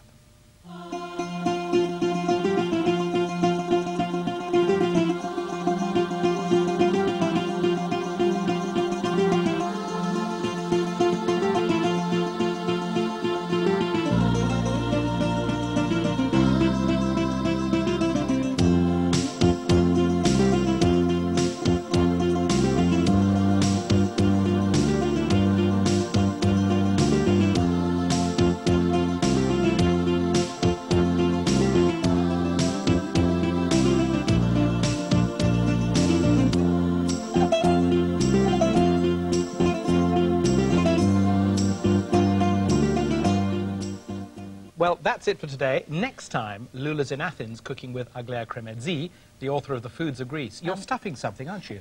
Stuffing spring greens. Terrific! Yeah. And I'll have some wines to go with them. See you then. Bye-bye. Now,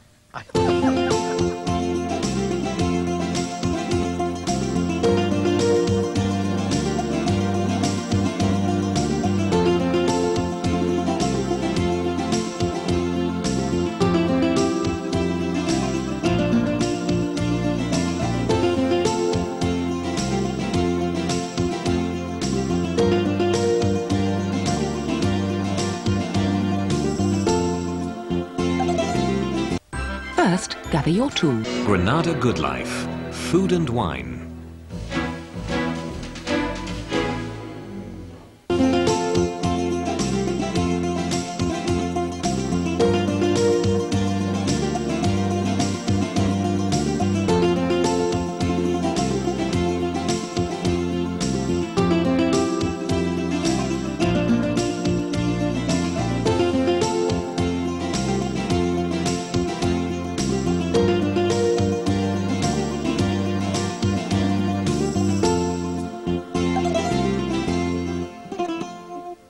hello, welcome. Yes, now, we're sticking with our vegetarian theme, still in the vegetarian series, and today we're going to be looking at that. You're making stuffed... I'm making lahano dolmades, which is stuffed cabbage leaves. Right, absolutely. Yeah. Because you went and you made a film with Aglaia Cremedzi, didn't you, the author of The Foods of Greece. Opposite the Acropolis. And she was on something green as well. What was she doing? She was making vine leaves A vine leaves pie, actually. Oh, it was really? made with yogurt and covered with vine leaves. Very different, actually. It very sounds to me as if unusual. in Greece, I mean, people are prepared to eat almost anything green. Anything. I suppose right. they know love, what to pick and what not to pick. Yes, well, you often see them in springtime collecting horta, Right, wild yeah, greens, yeah, you know, yeah. and they love wild greens. They're Terrific. cheap as well. You don't pay for them. This and is it's true. fun to collect with the family. Yeah. It's like collecting mushrooms. Yeah, well, Yeah. anyway, let's have a look at Aglea Cremezzi and her vine leaf pie.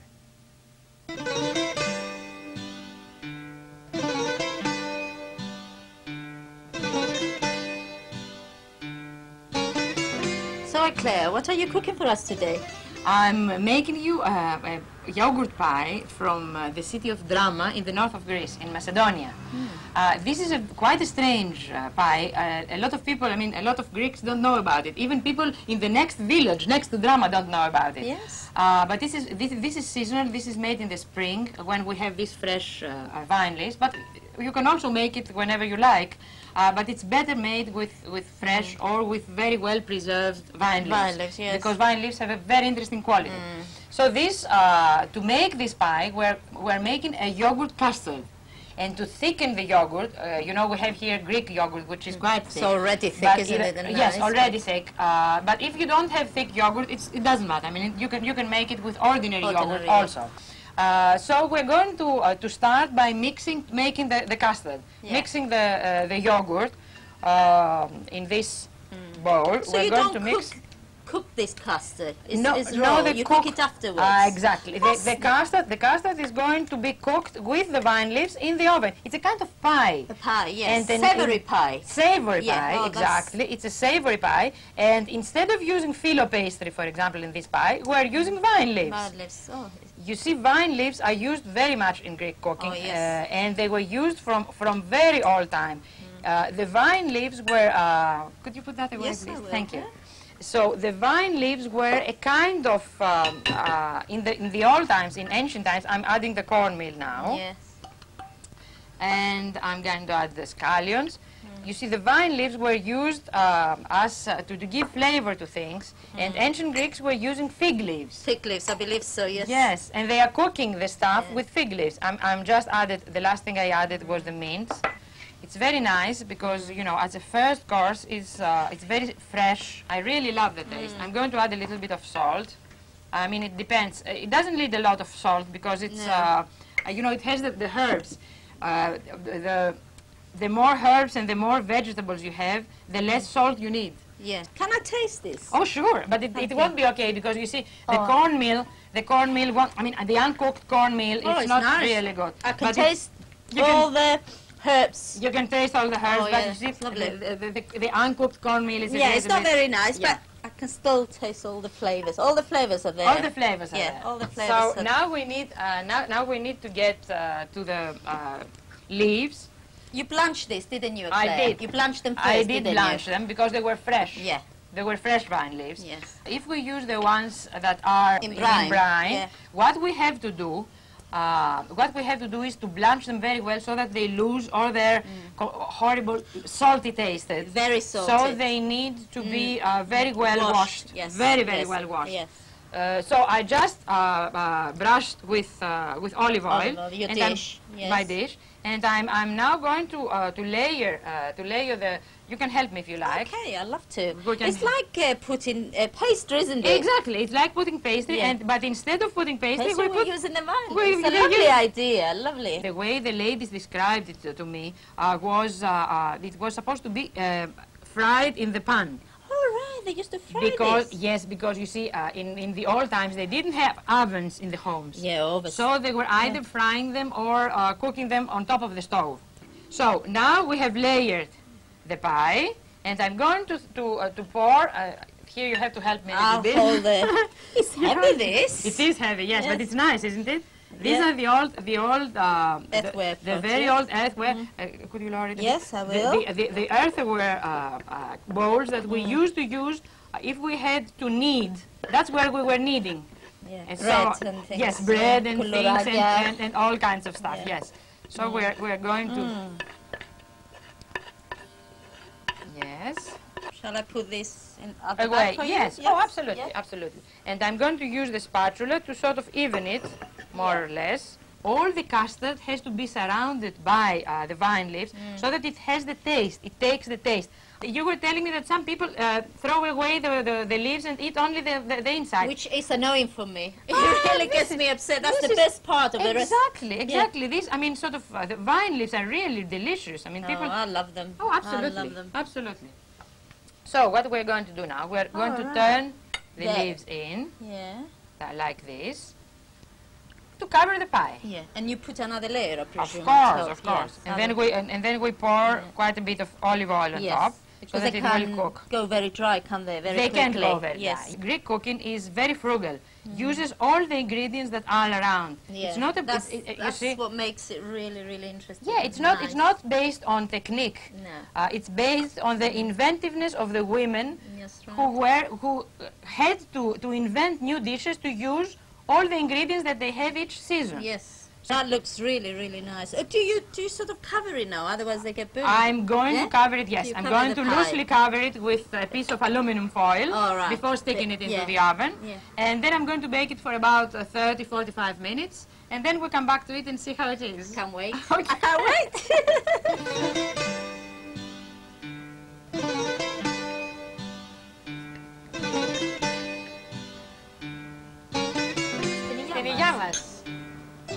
Now, tell me, what did that vine leaf pie really taste like? What can I say, Charles? It was very, very different. I haven't come across that sort of a pie before, you know. Yeah, it's an interesting thought, because I think of vine leaves as having a very sort of tangy kind of flavour. Yes, you are right. So to take that tanginess together with the tanginess of the yogurt. It's odd, actually. But once yogurt is cooked, it sort of loses that tanginess. Yeah, maybe. You know. Anyway, I better leave you to get on with your stuffed cabbage leaves. I can smell the dill you've got there. Yeah. Wonderful. See you later. Yes. Okay. First of all, I'm going to give you the ingredients for lahano dolmades, cabbage, stuffed cabbage. You need about 2 whole green cabbages, which is about around 3 pounds in weight. Also, we need 1 large onion, finely chopped, 2 cloves of garlic, finely chopped. We need about 5 ounces of short grain rice, washed and drained.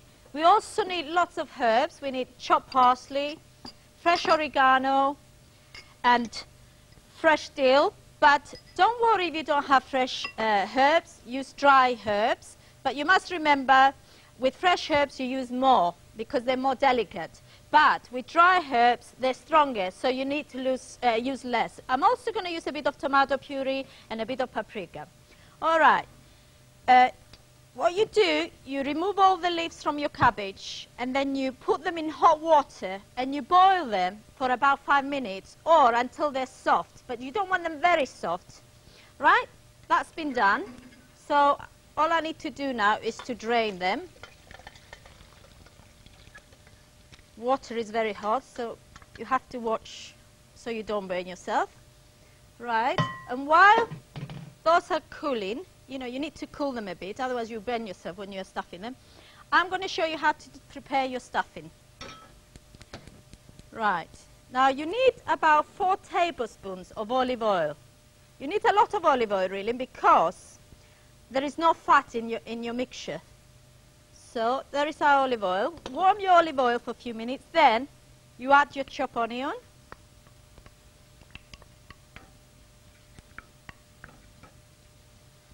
Saute the onion for a couple of minutes.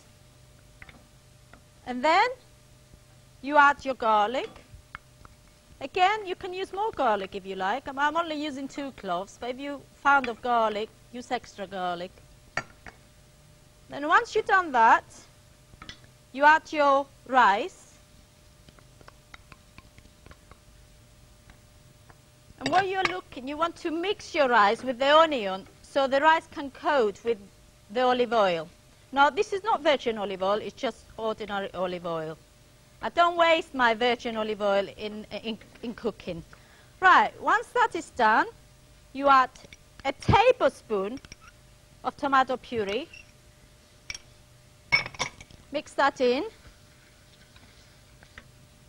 Then we need about half a teaspoon of paprika. That will give it color and flavour. Hard Charles. Oh, I'm glad you. I thought you might need The a little right refreshment. time. I'm really getting hot. Right. Now I'm going to add 3 tablespoons of parsley. Yummy, yummy. Lots of herbs here. That's what we're looking. And is this the point the dill goes in? This yes, is delicious. and we're going to put our dill. Now you need about Terrific. the same amount of dill. Wonderful. But only 2 tablespoons of oregano. Oh, right. All right? Because it's Put a very that- powerful... It is, yes. While dill is more delicate. Can you smell all I can the... smell the garlic and the Yes, dill. And, there oh, is. yummy. Now, Ew. all we need to do now is add about 1.5 cups of warm water, or if you're not a vegetarian, add stock, meat stock, you know. Right, mix that all in, and of course we have to season it. And you need to let that simmer for 10 to 15 minutes until the rice absorbs all the liquid. We're taking a break now. Join us in a couple of minutes for the secrets of how Lula gets the stuffing into the cabbage leaves, some wines from me, and today's recipe details. See you later. See you after the break.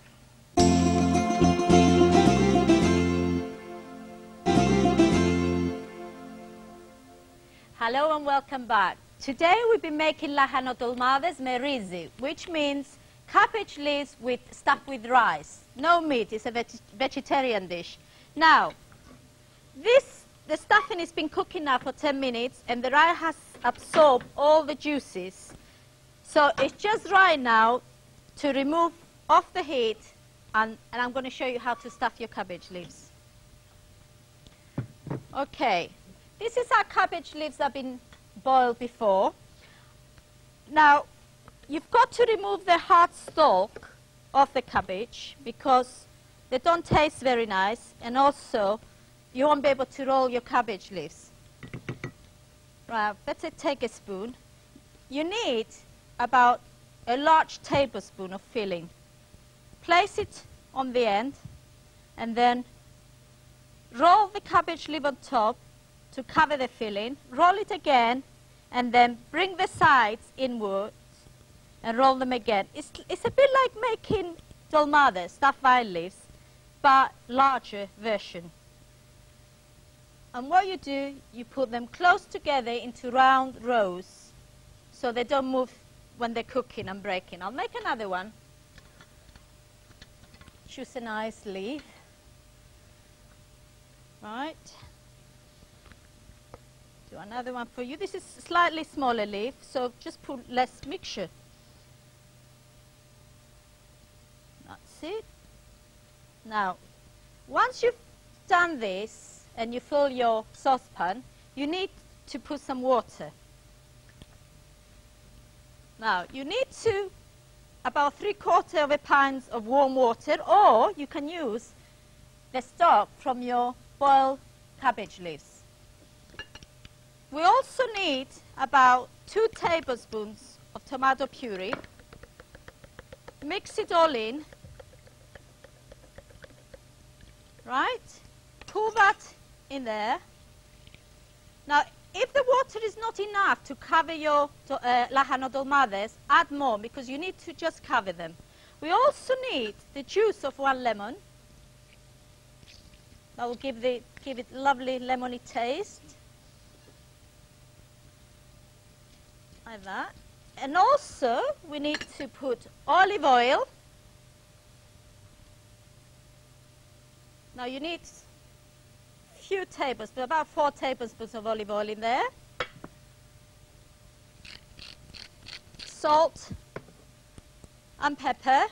Now if you're stuffing this with meat, say lamb or beef, in Greece what they do, they don't put tomato puree in the water, they just put water, olive oil and lemon juice, and then they do a lovely egg and lemon sauce to finish them. Once the tomatoes are finished, you make an egg and lemon sauce, pour it on top, shake your pan, and they're ready. The next thing you need to do is put in a couple of plates, invert them on top. That's again to stop them from moving when they're cooking. Put them on the heat, bring them to the boil, and then lower the heat and simmer them for at least 1 hour, and they're ready. Now we've got some that we've been cooking here for 1 hour, and I'm going to show you what they look like. First of all, we've got to remove the plates. Watch so you don't burn your hands. Get a cloth. I don't know if you can see them, but don't they look lovely? And they smell lovely. Right, I'm going to put some in my serving dish because Charles is waiting.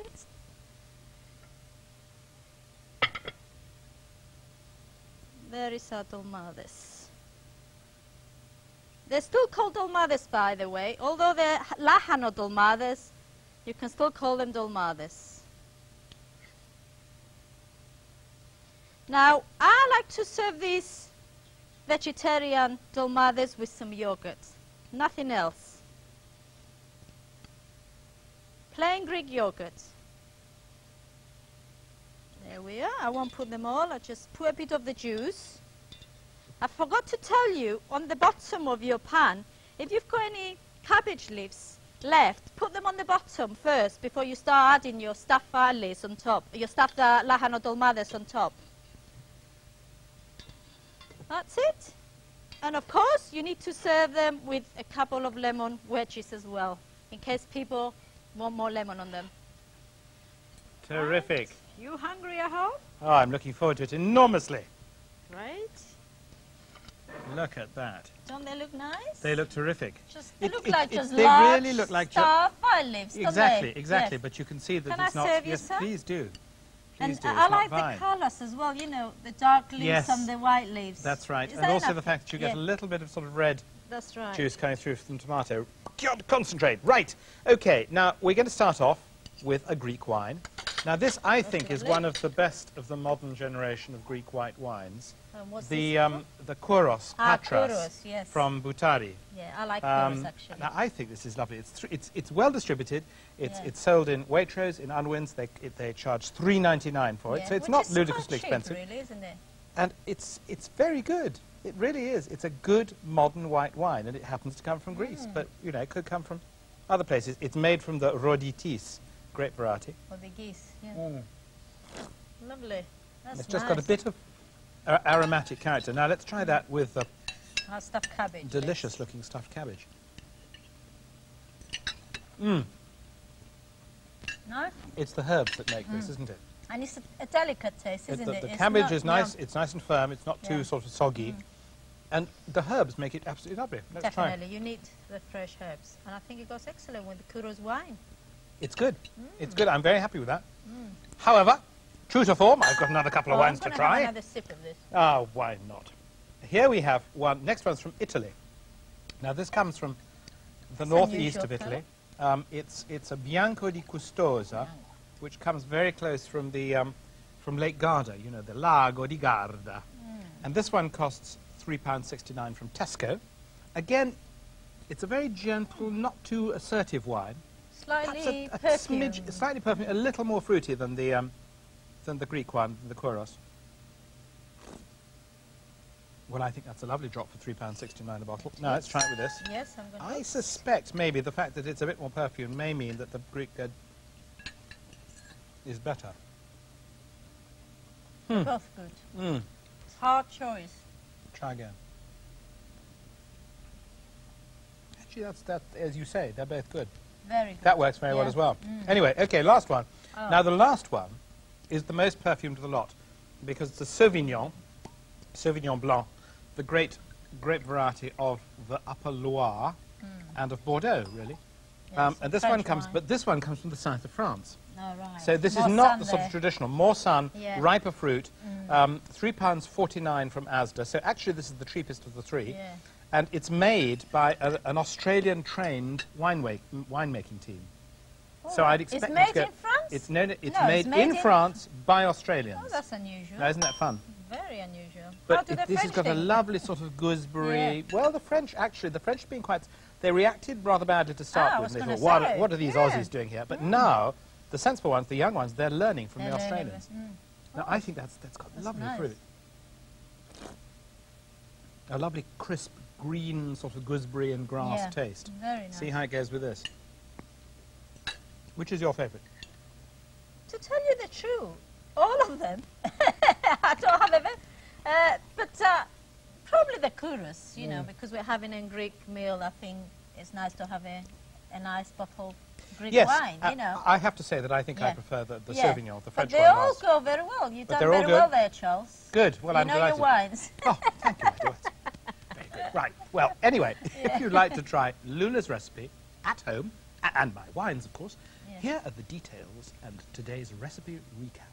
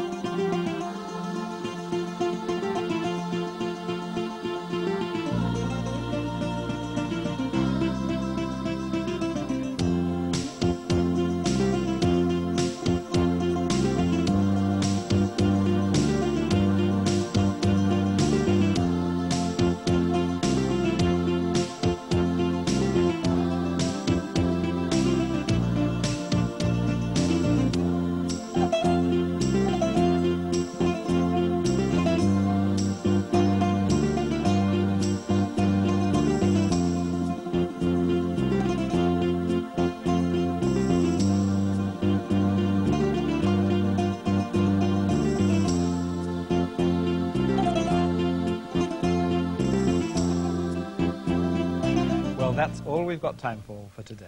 Next time, Lula is going to be cooking courgette boats with prawns. That's right. Tell me about these courgette boats. Well, I sort of Are we talking stuffing again? Yes, stuffing again right, for semi-vegetarians because we're using prawns, you know. And I call them little boats. Yes. Because they look like little boats, you know. It's cute. And you're having stuffed courgette flowers for lunch at Chateau Matza, which has some wonderful wines. Yes, they do. They've got lovely wines. I'll have some wines too, so we look forward to seeing you then. Now.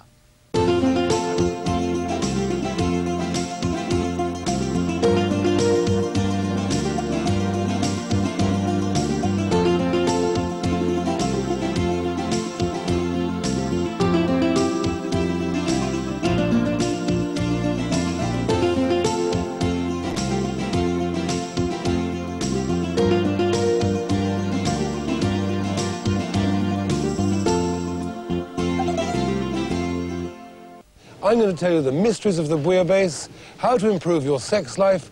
Food, Granada Good Life, food and wine.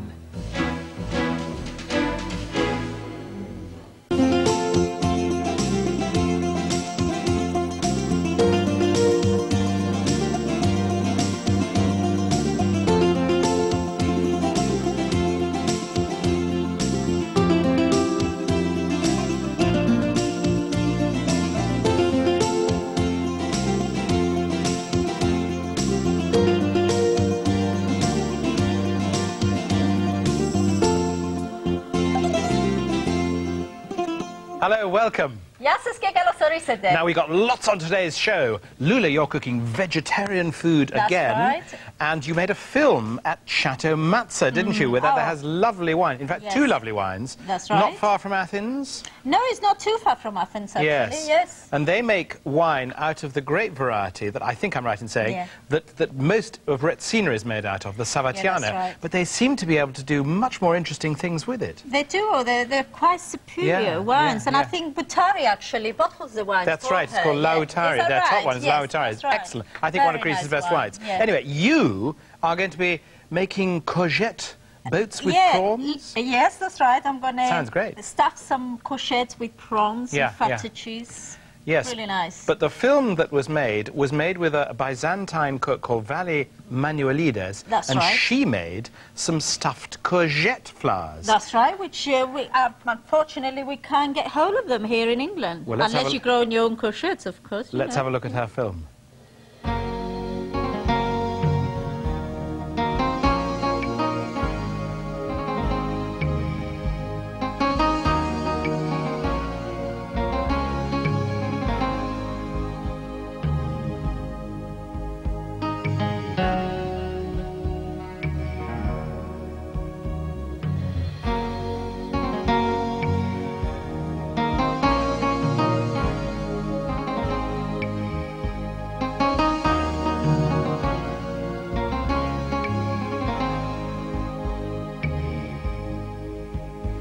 Sally, you're going to make something very, very different to us. Yes, something very special. I believe you're going to use flower courgettes. Yeah. These are the flowers from baby courgettes. Yes. Yes? Yes. Can you show us how you're going to... Yes, I'm going first to put some... that's a pound of meat, minced meat. Yeah. 1 pound. Yeah. So I'm going to put 3 spoonfuls of onions. Mm-hmm. And is this water in here? Yeah, and I'm going to put this is 1 glass of water. A glass of water. No, not olive oil, water. Not olive oil. And this is 2 spoonfuls. Short grain rice, yes? Yeah. So you don't fry them, you boil them No, first? I don't fry them. I boil them a little bit so that the rice will boil a little bit. That's before it different. goes in there, I guess. And I put a small amount of butter. All right. That's unusual, isn't it? And then I add here the salt. A little bit of salt. And I put them now to boil. Yeah. How long do you boil them for? About 5 to 10 until the water is absorbed. Yes. So yeah. So. Okay. And now I'm going to prepare the flowers. The flowers. You see that they have inside. I've already washed them. Yeah. Now you have to take off this. All right, little sort of the seeds. They're very delicate, aren't they? Very extremely delicate.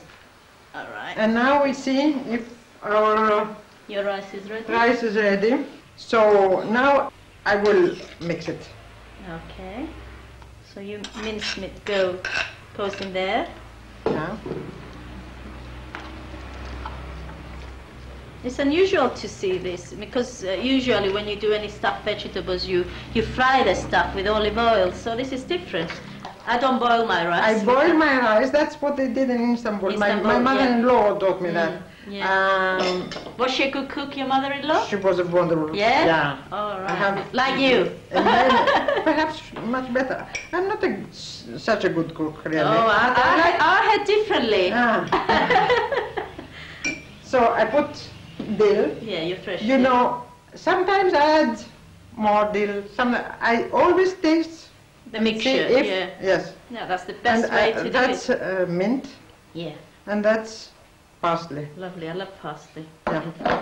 And you just mix them together and your mixture is ready. Your stuffing is ready now? My stuffing is ready. Yeah. Of course I add some fresh pepper.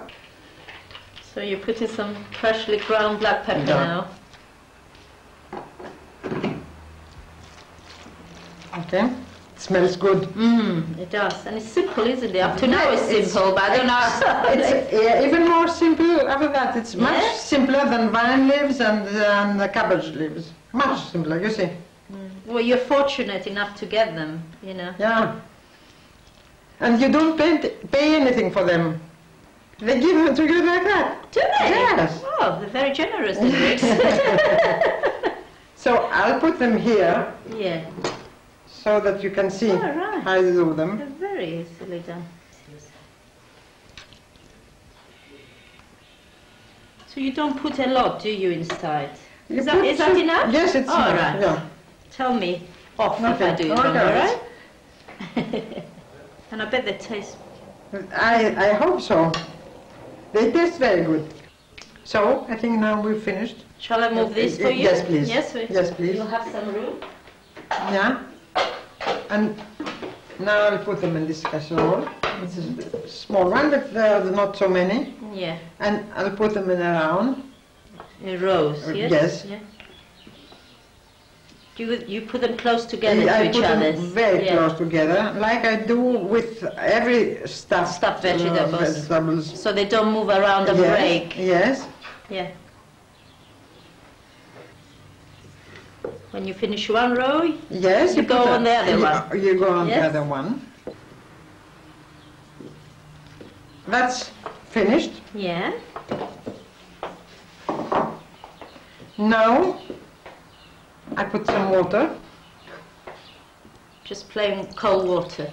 Yes, you can add some chicken stock or whatever you like. Yeah. Not too much. Not too much water. Yes, I don't know if that's Yeah. it's Well, okay. I think yeah. that's more than enough. Yeah. And then I put spoonful of butter. Mm-hmm. Can you put olive oil if you like? Yes, of course you can put olive oil. Usually put olive oil. And some salt. If you don't put chicken stock or beef stock or also You need vegetable. more, yeah. Vegetable. You need more And seasoning. then I put a plate over them. That's to keep them secure. Secure, so they yes. don't move, yes. So that they don't move much when they boil. Yeah, that's right. And So we boil them now I boil for them. 3/4 For 3/4 of an hour. on a low heat, medium heat? At the beginning, high. High, and just as they begin to boil, very low. So you turn it very, so Yeah. you're simmering them? They simmer, yeah. yes. Okay.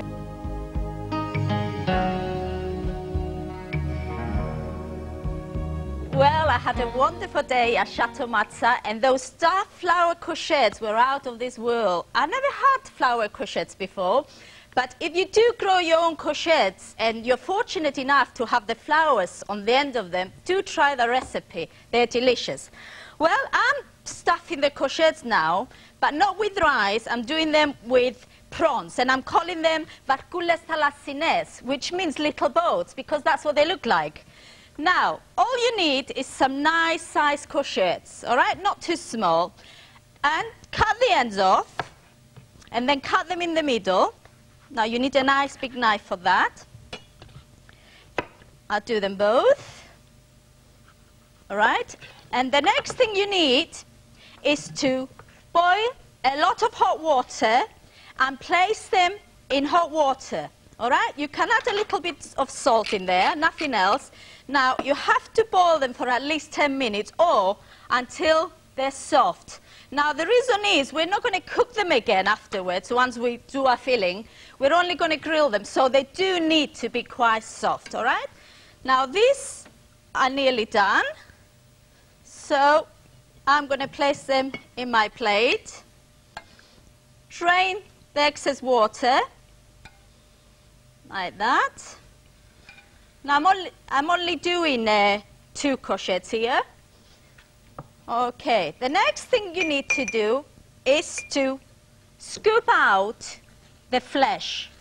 Now, try not to scoop too much out, because you'll end up with a very thin shell, and we don't want that. Just take the seeds out like that. Like that. To the next one. And don't throw the seeds away, because we need them. We're going to use them in our stuffing. Right. I'll just do those 2. Now you see how we've got lovely little shells, and that's why I call them little boats, because they look like little boats. Now I'm going to show you how to do the filling. In a small saucepan, add a couple of tablespoons of olive oil. Right. Then add a small shallot or half a small onion, finely chopped. But I prefer shallots. I think they've got more flavor. And also we need 1 to 2 cloves of garlic. Depends how much you like garlic. Right. Cook them for a few minutes. And then after the break, I'm going to show you how to do the rest of the ingredients. See you after the break.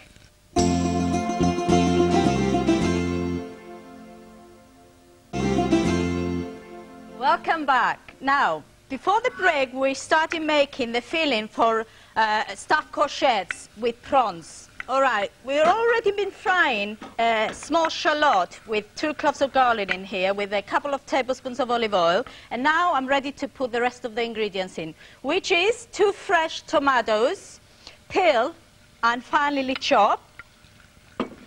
Right, put them in. Stir them to mix with the onions and the garlic to get all those nice flavors mixed together. And then we add half a cup of dry white wine. It's best to use white wine for this dish because we're using prawns. Right. The next thing I'm going to add is a little bit of chopped parsley. Couple of tablespoons of chopped parsley. And also, I want to use a little bit of Tabasco. Now, just use a couple of, not teaspoons, a couple of drops of Tabasco, all right? That will give it a little bit of a kick, you know, it'll make it more spicy. I'm also going to add some pepper, freshly ground black pepper, and some salt. Right. Now, this needs to reduce for about 5 minutes. Now, we've got one here that has reduced. It's been cooking for 5 minutes, and it should look like this. And now I'm ready. I'm going to switch it off the heat now, and I'm going to mix in 2 ounces of fresh white breadcrumbs, right? Just 2 ounces of that. Right, I'm also going to add the flesh of the courgettes in. And I'm going to add half a pound of cocktail prawns. They're already cooked this, so they don't need any more cooking. That's why I switched the heat off. Right, mix them all in, and now our mixture is ready. So all we need to do now is stuff our courgettes. Okay. Oil your dish first, and then add some of this beautiful filling in your little boats.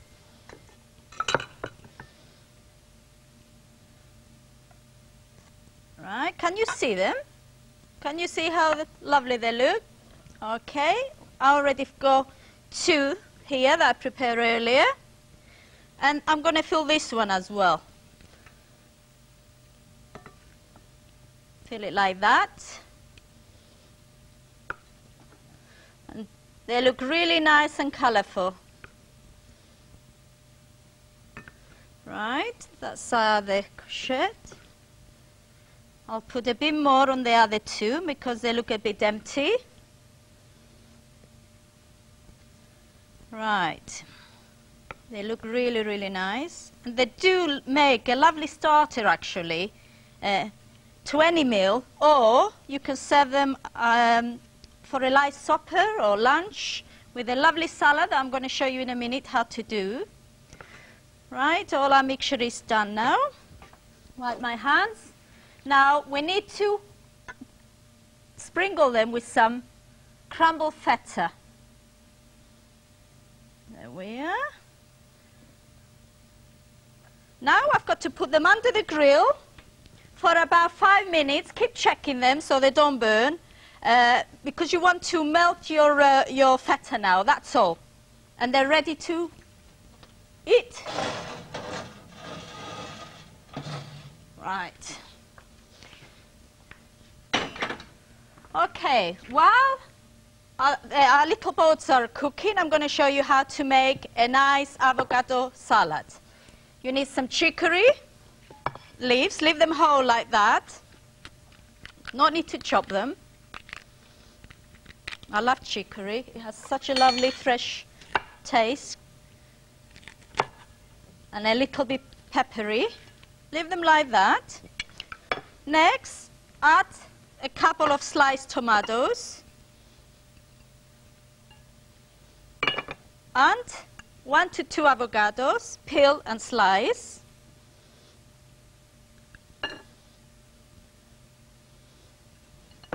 And unusual, very unusual for salads, but I think it tastes really nice.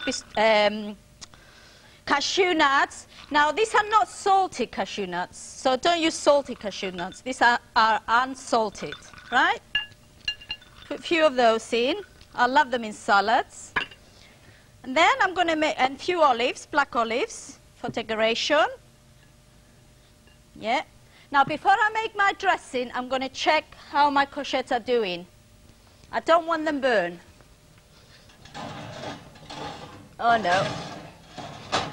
We're all right with those. Okay. Now, I'm going to make an unusual dressing. It's a bit like vinaigrette, but a little bit different because I'm putting honey. I'm going to add 1 tablespoon of whole grain mustard. Now, you can use plain mustard. It doesn't have to be whole grain, but I like it. I like those little colors in it. A teaspoon of honey. Now, some people use sugar. I like honey in this. And also, excuse me a minute while I get a spoon. We need 2 tablespoons of vinegar and the same amount in olive oil. There we are. And mix them together. Just for a couple of seconds. And pour it on your salad. And our salad is ready. All it needs is to be toasted. Now I'm going to check and see how our courgettes are doing. Well, my wines are now ready and waiting for you. So let me get this in the right place. And I'm looking forward to your courgette boats, Well, Lula. these are ready. Here we are. Let's get some of these into. I'll be bringing them now. Terrific. Just pouring out a little bit of Greek wine to start with. Great. You Wine. always want to please me, don't you? You start with Greek wine. Why not? Why Look not? at our little boats. Oh, they're beautiful And boaties. the lovely salad with avocado That and looks cashew brilliant. nuts. Wonderful, wonderful. Now, the wine I've chosen, it comes from a very, very fashionable and actually rather expensive property, Domaine Hadji Michalis. Oh, Hadji Michalis. Hadji Michalis, Hadji sorry, who Michalis. makes, I think, possibly Greece's best Cabernet Sauvignon. And he also makes this white wine, which, again, it's a lovely, rich, honeyed white wine, but with a nice acidity, nice crisp Very acidity, nice. which I think might go rather well with these delicious-looking. I think I'm going to put Courgette you a boats. bit of this salad as well, Charles. With greatest pleasure. Oops. It's got chicory as well. Do you Oh, like gosh, chicory? yes, I love chicory, yes. Right, here we are. Mmm. What do you think? Mmm. Yes? Very nice. Great. The nice thing is you've kept the courgettes quite crisp. Yes. Mmm. Now, does it go... Well, I'm going to have a taste and have a sip of your wine. It's quite good. I think for me, I'd like something with just a little bit more acidity Yeah. because of the acidity in your dish. So I'm going to try this again, a French wine this time. Now, this is a relatively humble French wine, £3.29 a bottle from Safeway. Sauvignon Blanc, Vin de Pays du Jardin de la France, Oh, from yes. the Garden of France. Saying that very nicely. Ah. But it's got that lovely sort of herby gooseberry kind of smell. A bit too dry for me, though. Well, try it with this, because I think it might, it's got quite high acidity.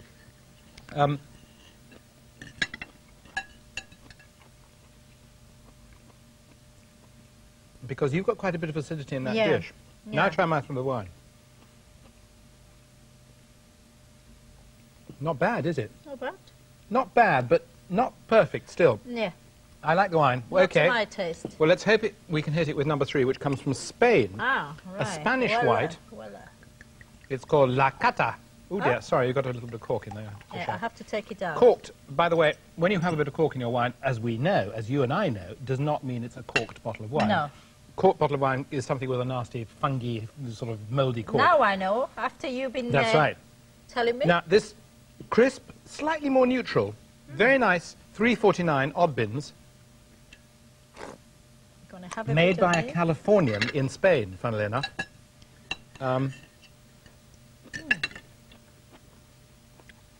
Actually like it with feta. Mm-hmm. It goes very well because the topping of here is feta.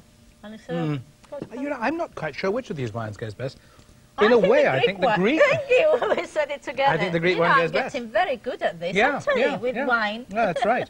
Now, I think because it's got the richness to stand up to what is a very flavourful dish, Yeah. plus a good high acidity to cope with the is it lemon juice you've used in here? No, I actually use Was it- vinegar. oh, vinegar, that's White what it wine is. vinegar and white wine. Okay, right. And mustard. Anyway, if you want to try Lula's recipes at home together with my wines, here's today's recipe recap.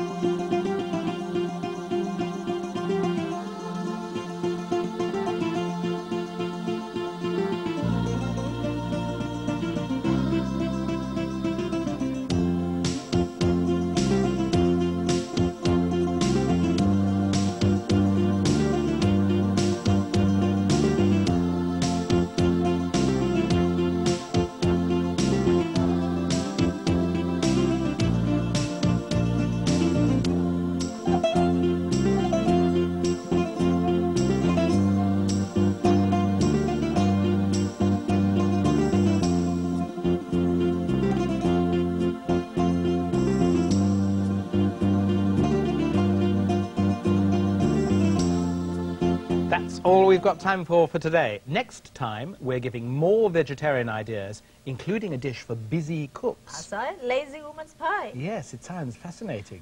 Very easy to make, you see, Charles. Right.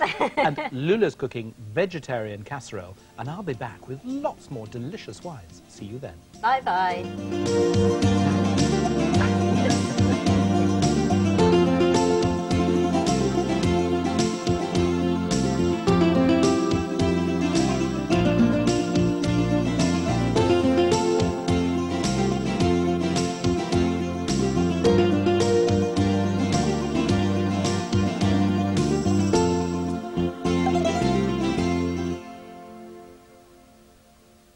Looking for a living style? The Food and Wine Channel.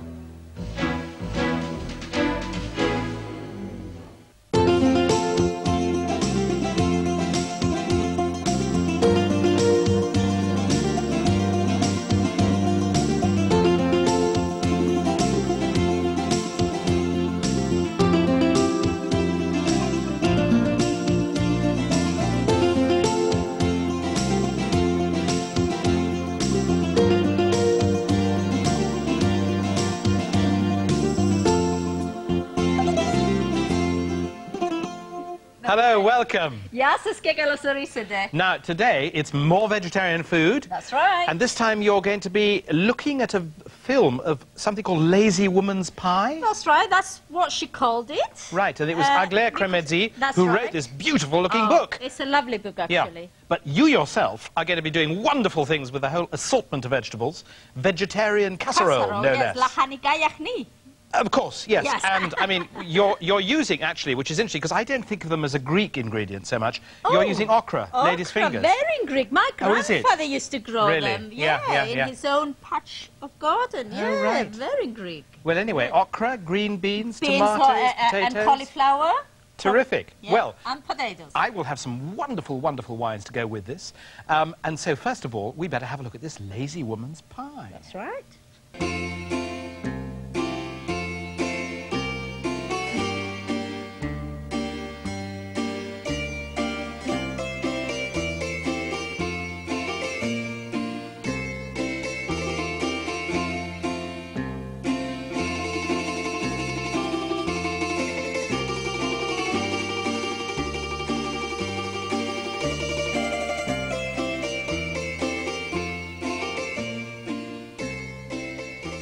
Aglaia, I believe you're using filo pastry today for us. Oh yes, we're making one pie which I learned in Metsovo.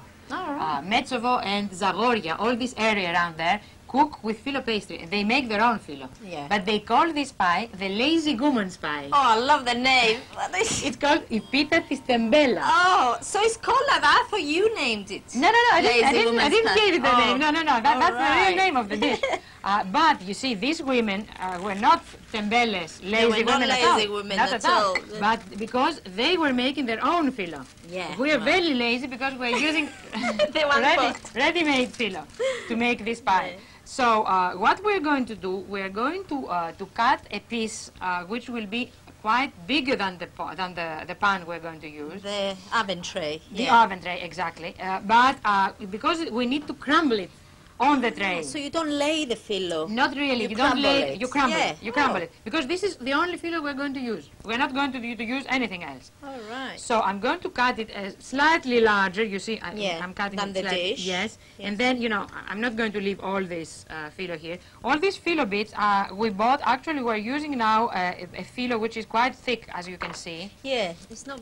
This is quite a thick bit of filo. But it's still called filo pastry. It is called filo. Yeah. I mean, you can make your own, of course, but we are quite lazy, and we're not going to make our own now. You need a lot of time and patience to make your own filo well, pastry. it's not that you need a lot of time. No, you don't need a lot of time. Well, I you think need, I do.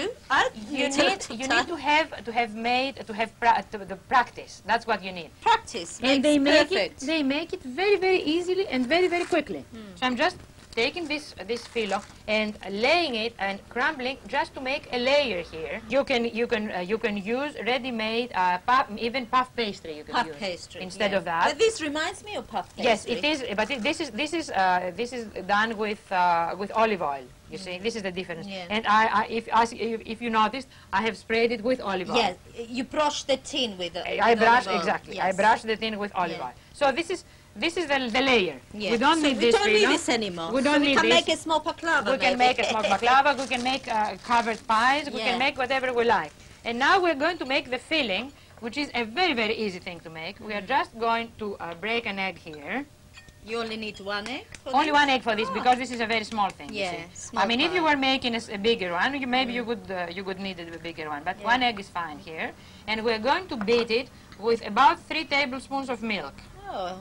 This is the thing that will make the pastry shiny and moist, I presume. and moist, Moist, and yes. moist as well. So we're going to just beat it lightly.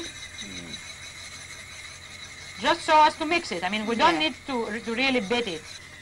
I mean, this is ready now. So you put this first or the cheese No, first? I'm going to put a little bit of cheese first. I mean, we're going to use about 1 cup of cheese. All right, that's So all this it takes. That's all it takes. not So a lot, really. I'm going to use I'm using feta cheese. Feta cheese, yes. And I'm going to sprinkle the pie with a bit of cheese first, a bit of feta cheese. Yeah. This will all, of course, melt in the oven, and it will be fantastic. Yeah, will help the pie to thicken as well. Yes, exactly. The egg and the milk will help it to thicken. And this is what it takes. This is a dish that you can make it as an appetizer. I was going to ask that. Or you can have it as light lunch You with can a nice have- Greek salad. Maybe not Exactly. in Greek salad because you're eating feta No, again. I would Maybe either- a tomato salad. Either a which tomato goes very well, or a doesn't it? green salad. I Yeah. like it. I prefer it with a green salad. Green actually. salad, Yes, yeah. a green salad. I think that a green salad is much better for that. I would have served it with tomatoes because I love Greek tomatoes. Oh, yes, I mean, look but- at your lovely tomatoes there. Oh, So I'm just pouring here the batter, yeah. and then I'm going to add some more cheese just to give it some more flavor.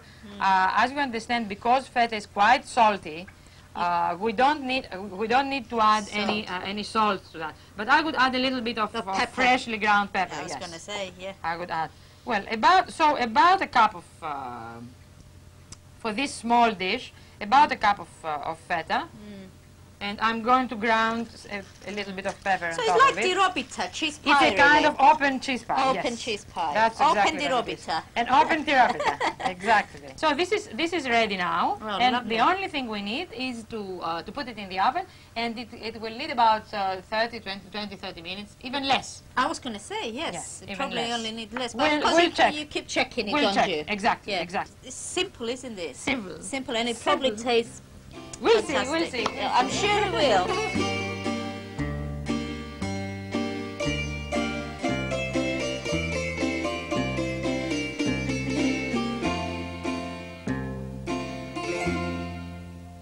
Okay, a glazed pie, lazy woman's pie, was delicious. If I was making it, I think I would have put a few black olives and maybe a few slices of tomatoes. It would have made it more colorful and more Greek. Now, I'm not making a pie for you today. What I'm going to make is lahanigasto furno me feta, which translates roasted vegetables with feta cheese. And this is going to be a wonderful salad with some really unusual ingredients. All right, we need 2 medium aubergines, thinly sliced, as though you're making a moussaka, and the same amount in courgettes. Now, the next thing we need is, you need a griddle, all right? Put a little bit of olive oil, not a lot. You don't need a lot of olive oil when you are cooking with something like this. But if you don't have a griddle, don't worry, use an ordinary frying pan. Right, get that very hot and then fry your aubergines and courgettes, few at a time, and you want them to fry it in both sides until nice and brown. And we've got some we prepared here earlier.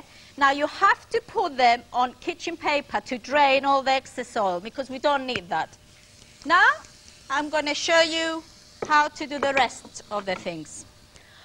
Okay, now in one of these Cara cotton dishes, brush it with a bit of olive oil and then add about 8 tomatoes, like that. Slice them in the middle first. I'm using plum tomatoes because I think they're nicer. They've got better taste. Now we need to drizzle them with a little bit of olive oil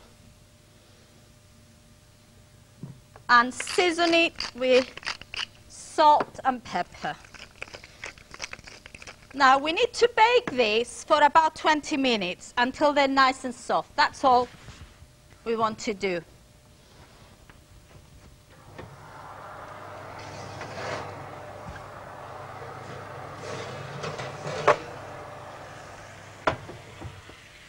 Now we have some that already been cooking for 20 minutes actually. Look at them. Don't they look lovely? Now I'm going to show you how to assemble your dish. You need some green salad leaves, any type you want. And you put your tomatoes all around your dish. Trying to do it quite fast here, but you've got more time at home, so you can take your time. Right? The colors are beautiful actually. Really, really lovely. Okay, we add the little one there. I'm going to make some space here.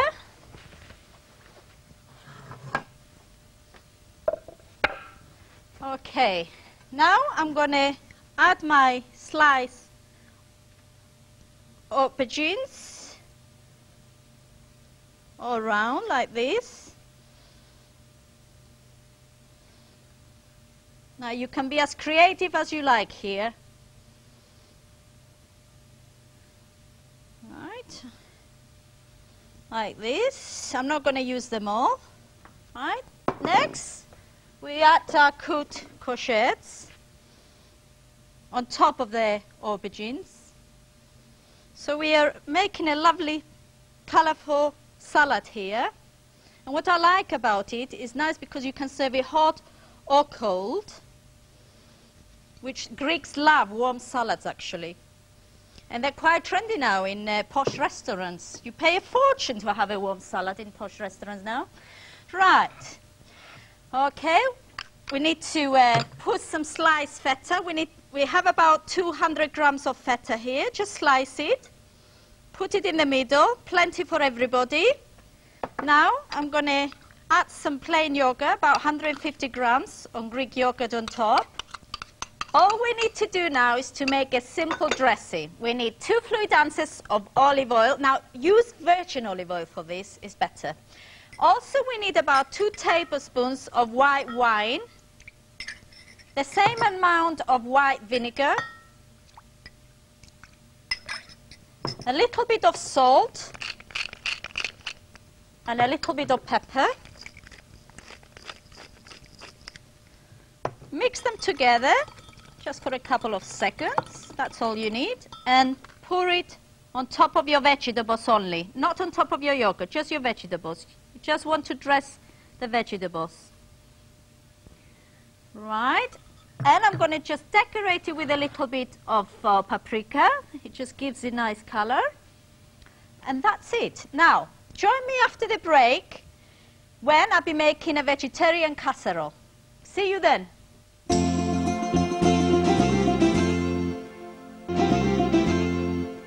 Καλώς ορίσατε. Welcome back. Now I'm going to show you how to make lahanika yakhni, which is a vegetarian casserole.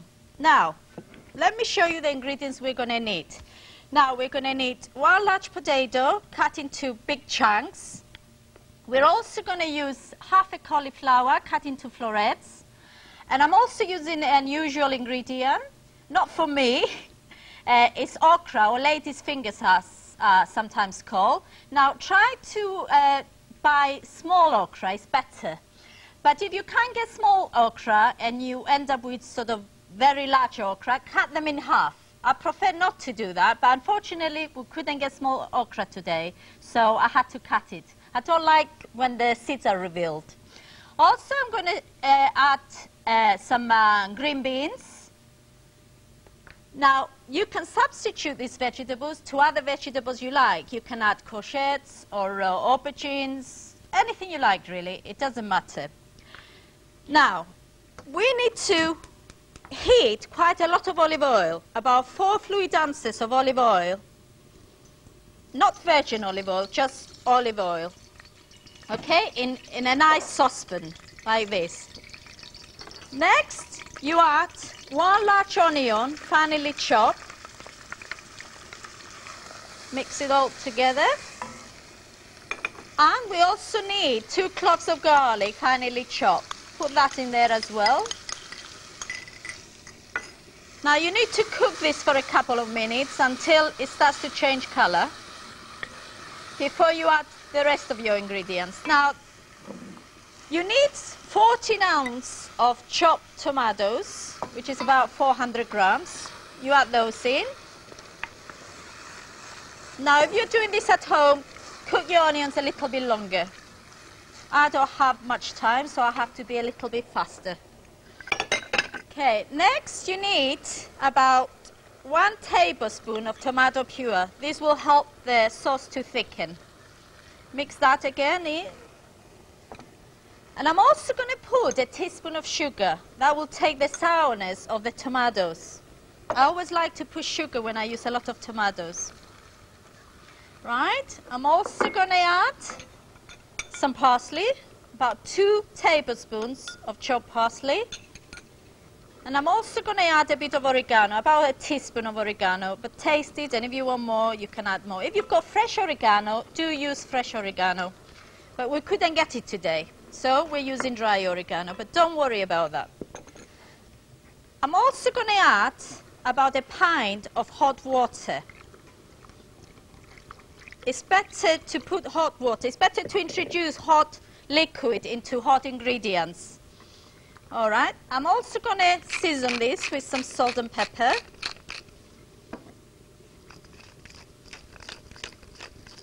And really, you need to bring this to the boil, and you need to simmer it for about 5 to 10 minutes. You want to thicken the sauce, you want to reduce it a little bit.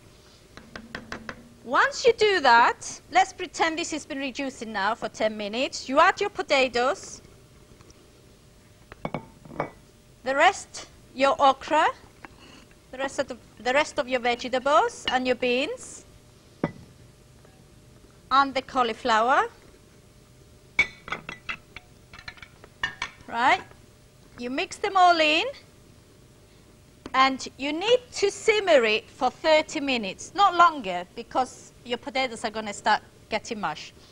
Right, we've got one that's been cooking now here for 30 minutes. Just gonna, it's looking really nice. Now, if you think your casserole is getting a bit too dry, add a bit more water. Also, if you're not a vegetarian, you can add a chicken stock or meat stock. It tastes better, actually, if you add some stock with it. But if you're a vegetarian, don't worry. I'm just going to taste this to see if it's all right. It needs more pepper and more salt. Can you smell that, Charles? I hope you've got an appetite. It smells terrific. Now, I've got a very interesting lineup of wines here because I wasn't quite sure what was going to work with your dish here. Right. So I've got 3 very different wines. The first one is a Greek wine made, it says rather wonderfully, it's made from our vineyards at the Holy Mountain, Chantilly. Oh. It's quite expensive. I believe it's made at a place which is only inhabited by monks, and they don't allow any women there. That's and all sorts of strange even the animals have to be male, believe it or not. No hens laying eggs or anything. No, Goodness so I don't know how they live, actually. No, very difficult. Maybe that's why the wine is very expensive. It is very expensive because it's about £7.50, between £7.49 and £7.99 a bottle. Smells lovely. You get it at various places. It's quite a sort of rich, honeyed kind of smell, isn't it? Mm. Let's try it with some of your. Nice. Let's try with some of your dish. Yes, let me serve you. So, okra, potatoes. Do you like okra? I love okra. Yes. Yeah, this is very good. Very good for you. Wonderful. Let's have a try with this. I think this honeyed character.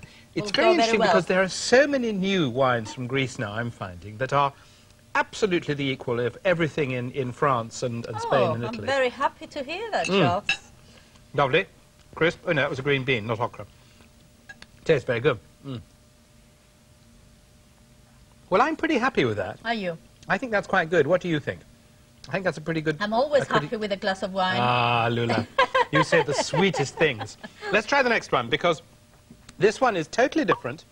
It comes from France this time. It's a Vin de Pays de Côte de Gascogne. It comes from Marks and Spencer, and it costs much less. It costs £3.49. Yeah. So this is bargain, but it's got fruit. It's a lovely sort of crisp, dry white wine. Goes down very well. It goes down very well. Possibly Very well. slightly less heavy, Heavy, yeah. slightly lighter and more refreshing in a kind of way. But let's try it with your lady's fingers. Okay. It always strikes me Have as you a got a slightly... lady's fingers in there? Yes, I have. I got good. some. I got one here. Right. It's a light milk, so I think it complements the Oh, wine. I think that goes rather well, actually. Yeah, It goes very slightly well. better than Yeah. the more serious and the more complex Greek That's wine. right. The fact that it is actually quite gentle and quite light. Yeah. I'll tell you what, shall we just try some of these delicious yes. Mediterranean vegetables? Thank Let me give you some. They do look Lovely. very appealing. Yeah. With And a here's little bit of a yogurt on top. That would be little, lovely. oh, yes, and yogurt on top as well. Lovely. Pepper. Thank you, Charles. There we are. And see how that works. Yeah. Because I think it looks so appealing. It's so Mediterranean Yeah. diet, this. Lovely. Again, that works pretty well. That works well. Yeah. So, actually, France is on top at the moment. Now, through a complete wobbly, this one is from Australia, and it's a Riesling too. It's a Pusey Vale Riesling from the Barossa, what do they call it? The Barossa Heights, they call it. The sort of high bits above the Barossa Valley. It's a bit more expensive than the French one. £5.49, Pusey Vale from Tesco. Yeah. Riesling, a sort of floral, almost a kind of limey character to this, I find. Sort of, you know the smell of lime juice. Yeah. It sort of bites you back, though. Well, they're doesn't quite it? high acidity, but try it with the food, because I think, you see, with this having in it, as it does, tomato, which has quite high acidity, you need something to balance that tomatoey acidity. Yeah. And I think this wine might do it quite well, but let's give it a try. Well, I think all 3 bottles have been excellent. Now, right. That's pretty good, I think. Yeah. What about with the salad? Well, I'm just going to have a touch more of this. I've got some salad here. A little bit more of this yogurty topping. It looks very attractive, the way this yogurty topping has this paprika on. Yeah, gives it a little bit of a colour. Well, I don't know about you, but I think... Is it the middle one from... You go for the Côte de Gascogne? Yes, from St. Michael's. Right, well, there we are. Definitely. If you'd like to try Lula's recipes at home together with my wines, here's today's recipe recap.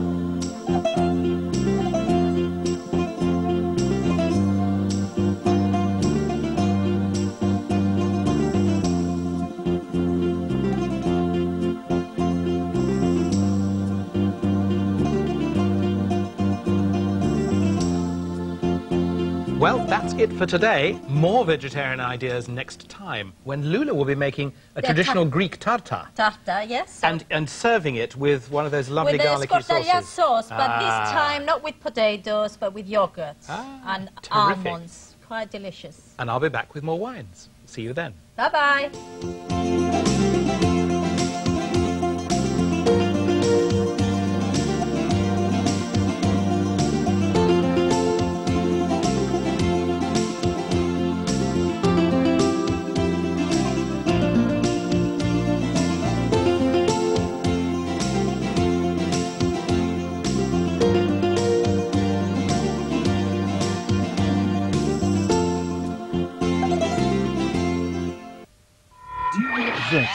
Catwalk designs, then create them yourself on a high street budget. Don't miss the first ever High Street of the airwaves. TV High Street, every morning from 6 till 9 on the Good Life channels. Granada Good Life. Food and wine.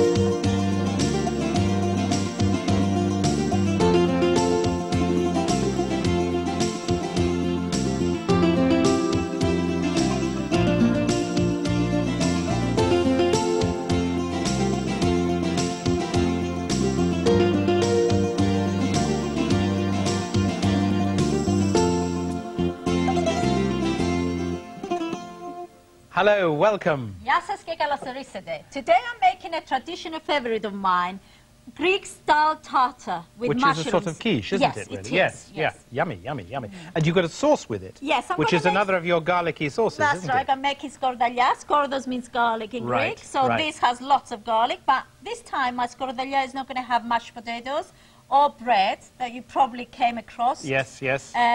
Mine is going to have yogurt, lots of garlic, and ground almonds. Ooh, And it very, goes very beautiful subtle. with the tartar. Yummy, yummy. And I've got some terrific wines, one of which comes from Chateau Mazza.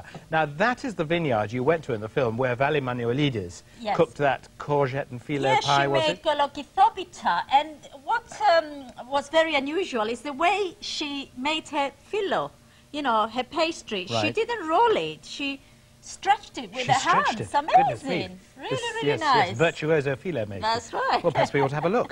Yes.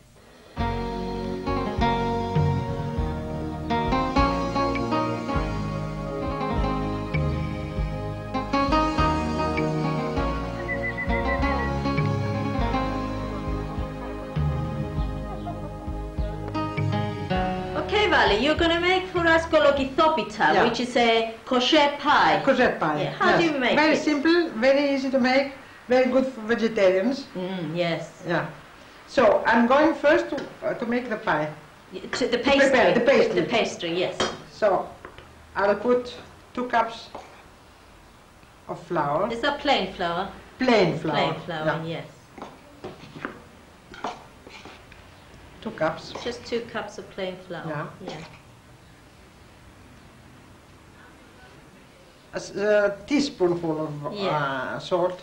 1 spoonful of olive oil for each cup all right. of flour. So I Yeah. put 2. 2, so you're going to put 2 Yeah. olive oil, yes. And also 2 spoonfuls of vinegar. Oh, that's unusual. Yes, to it put makes in it more crunchy. Yeah. And then I add Do you measure your 1 water? cup, 1 cup 1 of cup water. of water.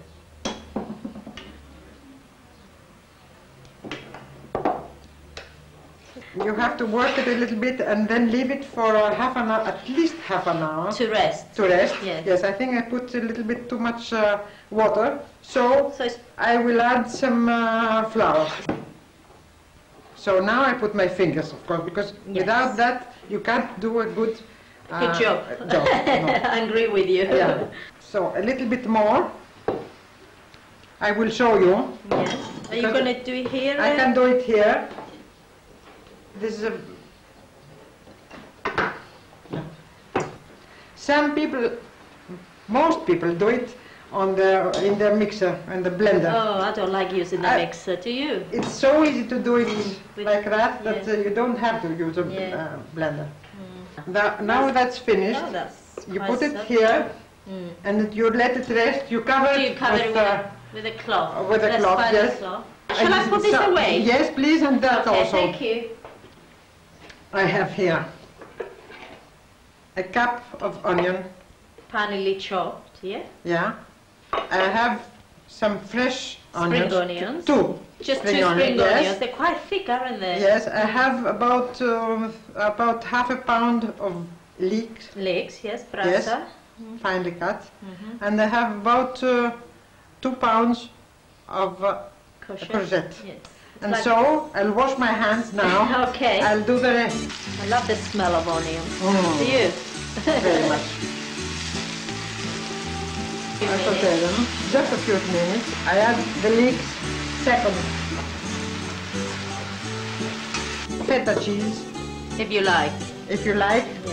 So now I add that. This needs also a lot lots of dill. The secret is not to add too much of anything. Yeah. And it's not, it doesn't have a strong taste. Now it will have a little stronger. Now with your pepper. Yeah. So our dough has been resting now for 30 minutes. Yeah. So we're ready to roll it? Yes. So you cut it in, you divide it into 4? Yes. Yes. Into 4. Now. Oh. You don't use a rolling pin now? No, not anymore.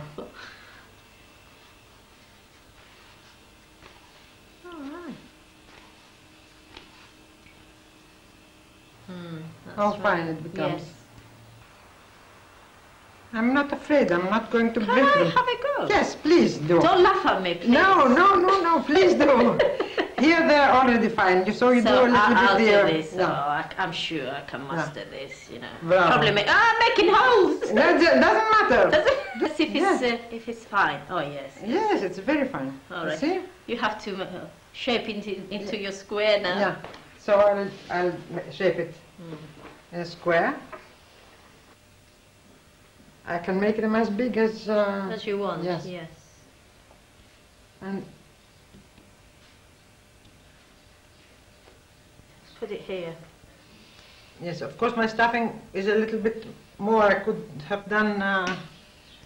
Oh, you've got a lot of stuffing, a lot of filling. Yeah. You've got a lot of Yeah. filling, so Yeah. you could have done with more pastry. Yeah. Yeah. So now. Oh. It's interesting.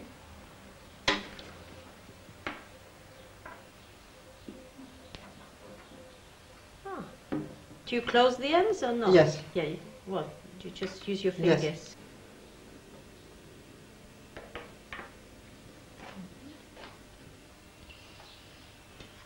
Just the hair, yes. Yeah. So now I put some oil on. Yeah, you brush it with more olive Yes, oil. I brush it with more oil.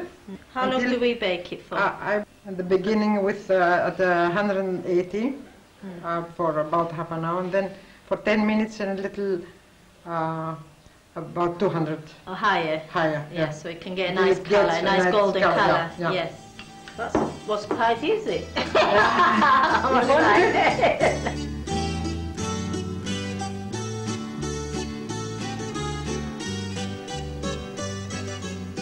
Shall we begin and Yes. see if it's good? As nice as it looks?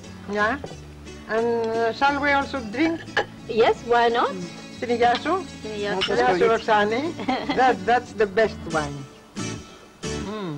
Goodness me, that must take some practice, that pastry stretching. It does. Do you think it's something that she learned from generations past? That's right. She actually told me. I think her grandmother or her mother showed her how to do it. Goodness me. Unfortunately, I can't do that. I tried. Yes, but yes. I don't think I could. I prefer to use a rolling pin. Or indeed, use to buy it ready-made. I mean, makes life easier, doesn't it? Yeah. And what a lovely place that is, Chateau Matza. Oh, it was beautiful. lovely. Not just the place, the wine as well. Yeah, and that I know. Roxana, if you're watching, I wouldn't mind a couple of days there for a break. Well, I'm going to leave you for a little while now to get on with your tartar. I'll see you later. Thank you. See you later, Charles. All right. I'm going to, as I said before, we're going to make a tartar or a quiche, some people call it. And we're going to use filo pastry for this. And we're going to fill it with mushrooms, spring onions, feta cheese, and then we're going to do a nice creamy sauce with eggs and cream and milk. Put it all in, top it with sliced tomatoes, and bake it in the oven. Okay. Now we don't need, this is a pound of filo pastry, and we don't need a pound of filo pastry. We only need about 6 sheets of pastry. All right. Now it's quite big, this. So we need to cut it to size. Now you must remember pastry dries very fast, so you have to work fast with it or keep it covered. Right. Brush your dish with melted butter. You need a nice dish like this. And then I'm not going to cut it, I'm going to cut my pastry afterwards. Brush each one with melted butter again.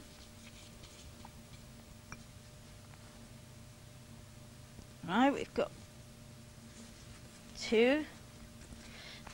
Now, if you don't want to use butter, you can use olive oil. The choice is yours, but I prefer the butter taste to this. We've got 3 now.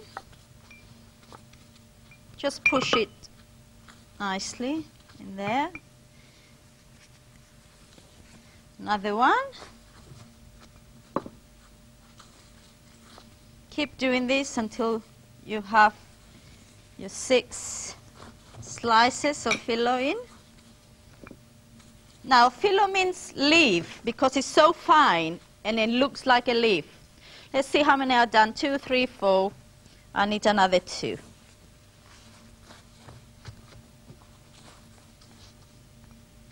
Right. Now you need about 2 to 3 ounces of melted butter for this. Right, that's done. I'll put this away now before it gets dry. I'll cover it.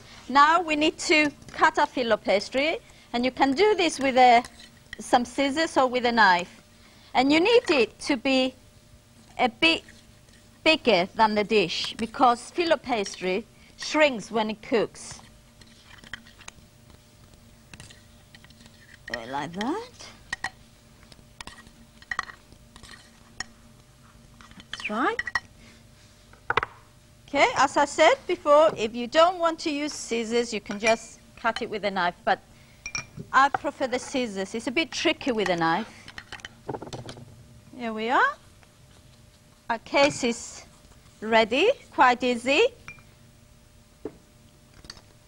Just make a couple of holes with a fork, like that. It will help it cook and be crispy.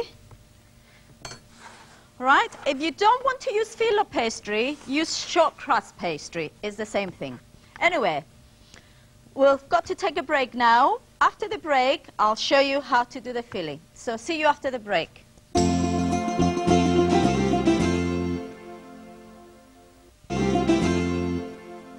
Καλώς ορίσατε. Welcome back. Before the break, I was showing you how to do tarta me manidaria, which is tart with mushrooms. Now, what I have done in this flan dish, I put some filo pastry, brush it with butter, and now it's ready. I'm ready to put the rest of the ingredients in. All right, this is easily done, actually. You need about 10 ounces of chopped mushrooms. You put them with spring onions. You need a big bunch of spring onions. Mix them together like that.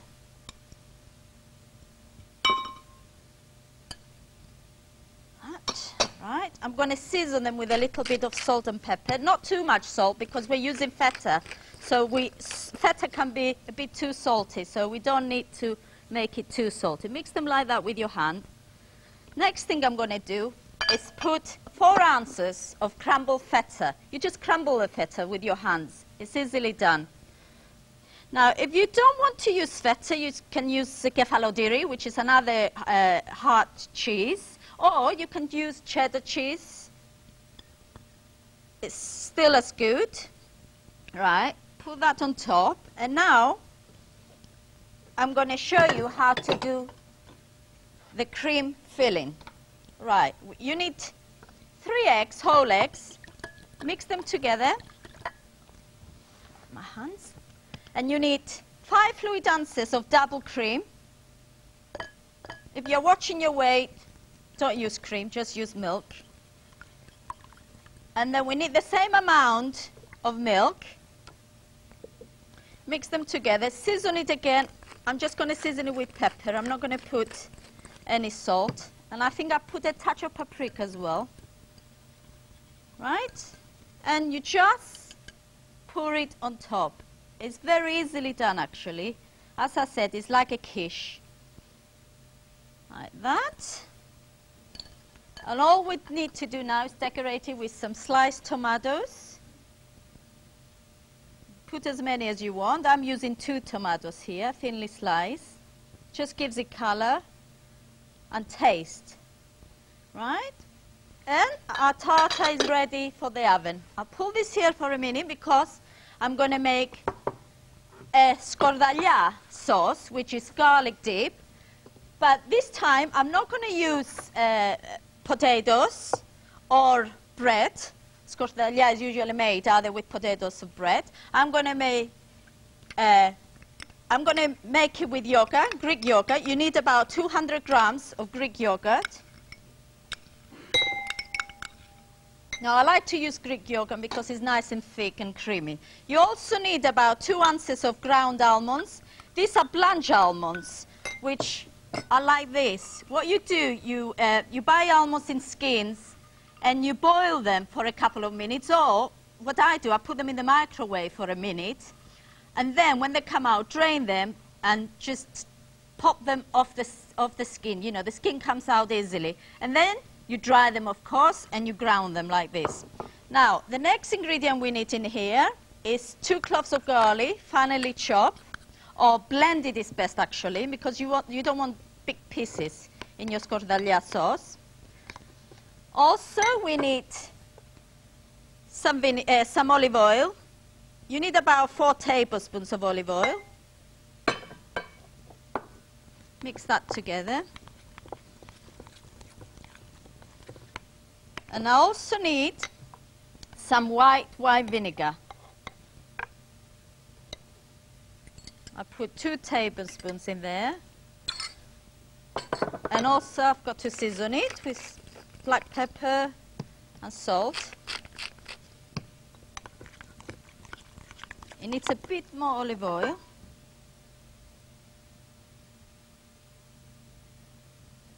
Right.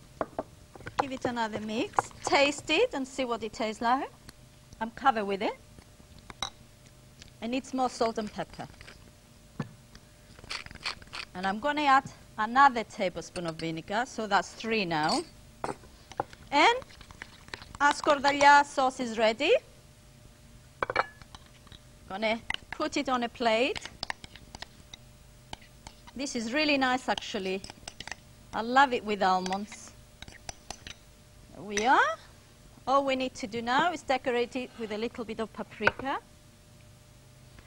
And drizzle a little bit of olive oil on top. And you can also decorate it with a couple of black olives.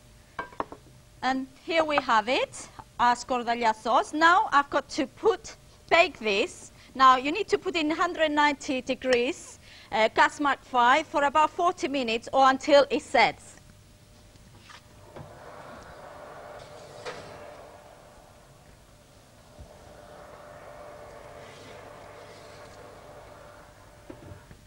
And here what I have made earlier. Look, doesn't it look lovely? And I think they complement each other really well. Ah, right. Time for my wines, eh? Well, time for my dinner. Excellent. Now, I'm starting off with a wine from Chateau Mazza. Oh, and now this lovely. is the more expensive of their 2 wines. It's called Lautari. And yes. you can't buy it here in this country at the moment. I got this bottle through devious means.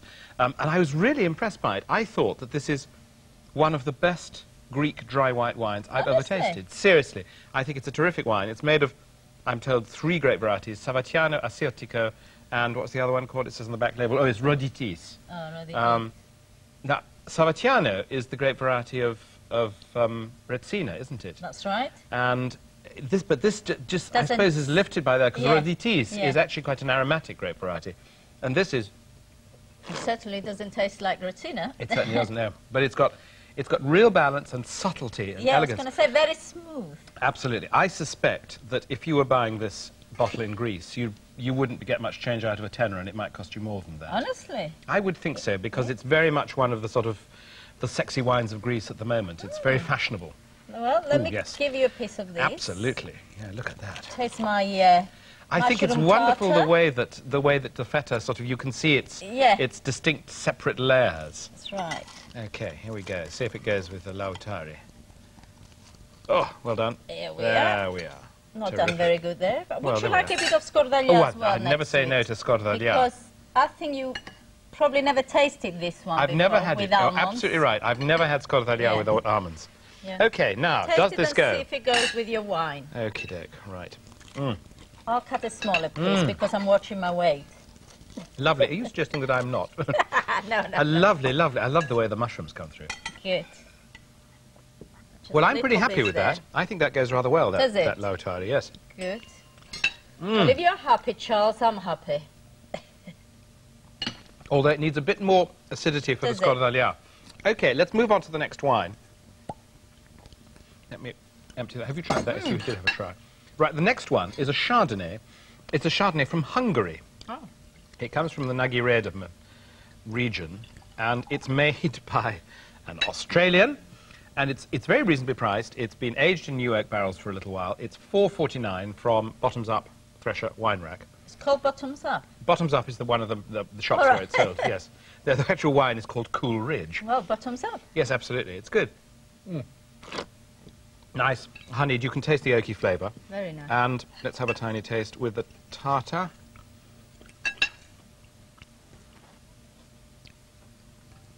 That's not bad. Perhaps the oak is a little bit intrusive. Perhaps it would be better to have an unoaked Chardonnay, which is what this next one is. This one, $4.45 a bottle from Sainsbury. Chardonnay Vin de Pédoc from the south of France. I like to smell the wines. Oh, first. so do I. It's part of the joy. A very sort of clean, crisp, honeyed kind of. Yeah, and it's a lovely colour as well, isn't it? Lovely. Now, I think that might go slightly better. Let's give it a try.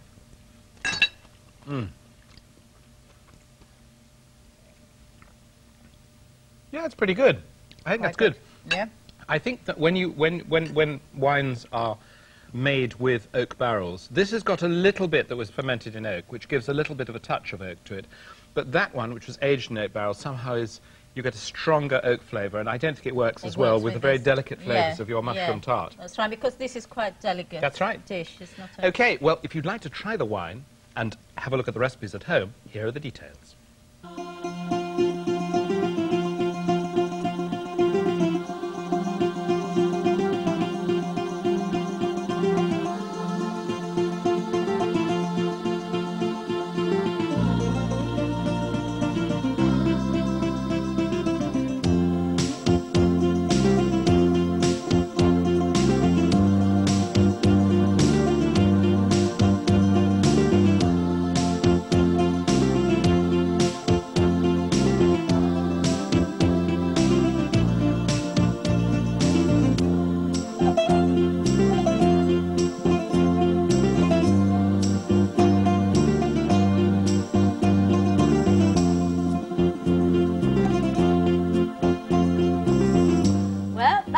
Today, next time I'm cooking my version of fasolada soup for a society hostess, Lydia Lekakis. That's right, you filmed in Athens, didn't you? And as you know, Greeks are brought up with fasolada soup. Pulses all the way, folks. Dish. Pulses all the way. Next show, the show after that, and I'll be back with wines to go with it. See you then. Bye-bye.